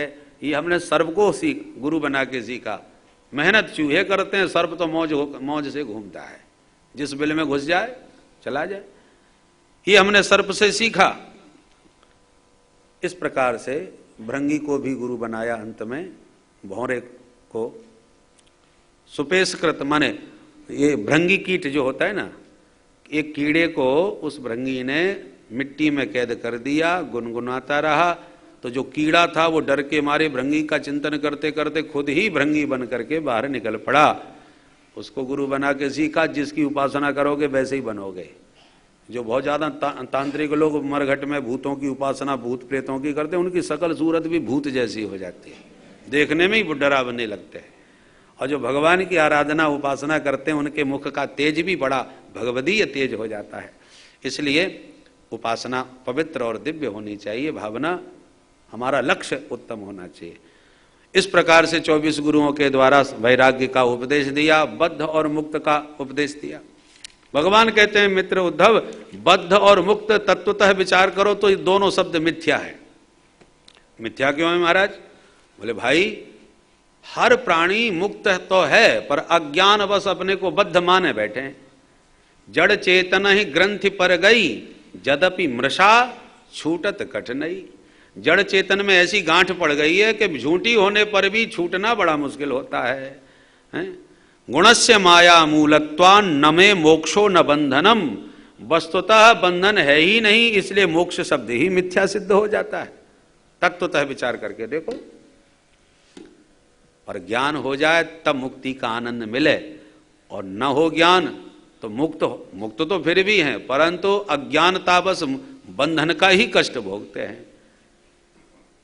जैसे कि एक सज्जन पर गधे थे 10, तो शाम को वो आया, उसने सारे गधों को बांधना चालू कर दिया, काम पूरा करके एक रस्सी खो गई। तो 10वें गधे को कैसे बांधे बिना रस्सी के? तो जहां नित्य बांधता था वहीं खड़ा कर दिया, झूठ मूठ का गले में हाथ घुमा दिया। तो गधे ठहरे, उसने समझा बंध गया, तो रात भर अपने को बंधा हुआ समझ के खड़ा रहा। सवेरा हुआ तो जो बंधे थे उनको तो खोल दिया, अब एक तो खुला ही हुआ खड़ा है, और उसने कई डंडे बजाए, वो टस से मस नहीं हुआ, वहीं की वहीं खड़ा है। अब वो बड़े चक्कर में पड़ गया जी, चल क्यों नहीं रहा। तब ध्यान आया, अरे मैंने इसको झूठ मूठ का बांधा था, तो झूठा बांधा है तो झूठा खोलना भी पड़ेगा भाई। तब उसने दोबारा गले में हाथ फेर करके उसके भीतर ये दिमाग में डाला कि मैंने तुझे खोल दिया, सुई गधा भाग गया। तो न तो वस्तुतः उसे बांधा था न उसे खोला था, पर उसकी बुद्धि में यही पड़ा कि मैं बंधा और उसके बाद इतना मारने के बाद आज खोला। ऐसे ही वस्तुतः विचार करो तो हम बंधे कोई नहीं है, न में मोक्षो न बंधनम। मोक्ष शब्द तो कब होगा? जब हम बंधे हुए हों। बंधो कीर मरकट की नहीं, बंदर की तरह, तोते की तरह, उन गधे की तरह हम अज्ञानवश अपने को बंधन का कष्ट माने बैठे हैं। इस प्रकार से बहुत अद्भुत उपदेश संतों के लक्षण बतलाए। उद्धव जी ने पूछा आपकी प्राप्ति का सबसे सरल साधन क्या है महाराज? साधन तो बहुत है, भगवान ने सभी साधनों के नाम गिना के 12वें अध्याय में सत्संग की महिमा सर्वोत्कृष्ट बतलाई। न रोधयति माम योगो न सांख्यम धर्म एवच न स्वाध्यायस्तपस्त्यागो इष्टापूर्तिम न दक्षिणा व्रतानि यज्ञश्छन्दांसि तीर्थानि नियमा यमा यथा वरुंधे सत्संग सर्वसंगापहो हिमाम। सारे साधन गिनाने के बाद कहते हैं जितना शीघ्र मैं सत्संग के द्वारा वशीभूत होता हूं उतना किसी अन्य साधनों के द्वारा नहीं। सत्संग की महिमा, उसके बाद में हंसोपाख्यान भी है। एक बार सनकादिकों ने अपने पिताजी से 13वें अध्याय में हंसोपाख्यान पूछा पिताजी से, पिताजी ये बताओ इस चित्त में जो विषय भरे हुए हैं इन विषयों से चित्त को अलग कैसे किया जाए? अब बेचारे कर्म के प्रपंच में ब्रह्मा जी इस प्रश्न का बीज नहीं समझ पाए कि इसका क्या जवाब दिया जाए, चित्त से विषय कैसे अलग हो। अब बेटा प्रश्न करे, बाप न जवाब दे पाए तो थोड़ा बुरा लगता है। तो ब्रह्मा जी ने भगवान का ध्यान किया, प्रभु बच्चों के सामने काहे को बेइज्जती करवाए रहे हो, कुछ स्फूर्ति दो, मैं क्या बताऊं इनको, क्या जवाब दूं। ब्रह्मा जी को जवाब नहीं सूझा। सनकादिक बड़े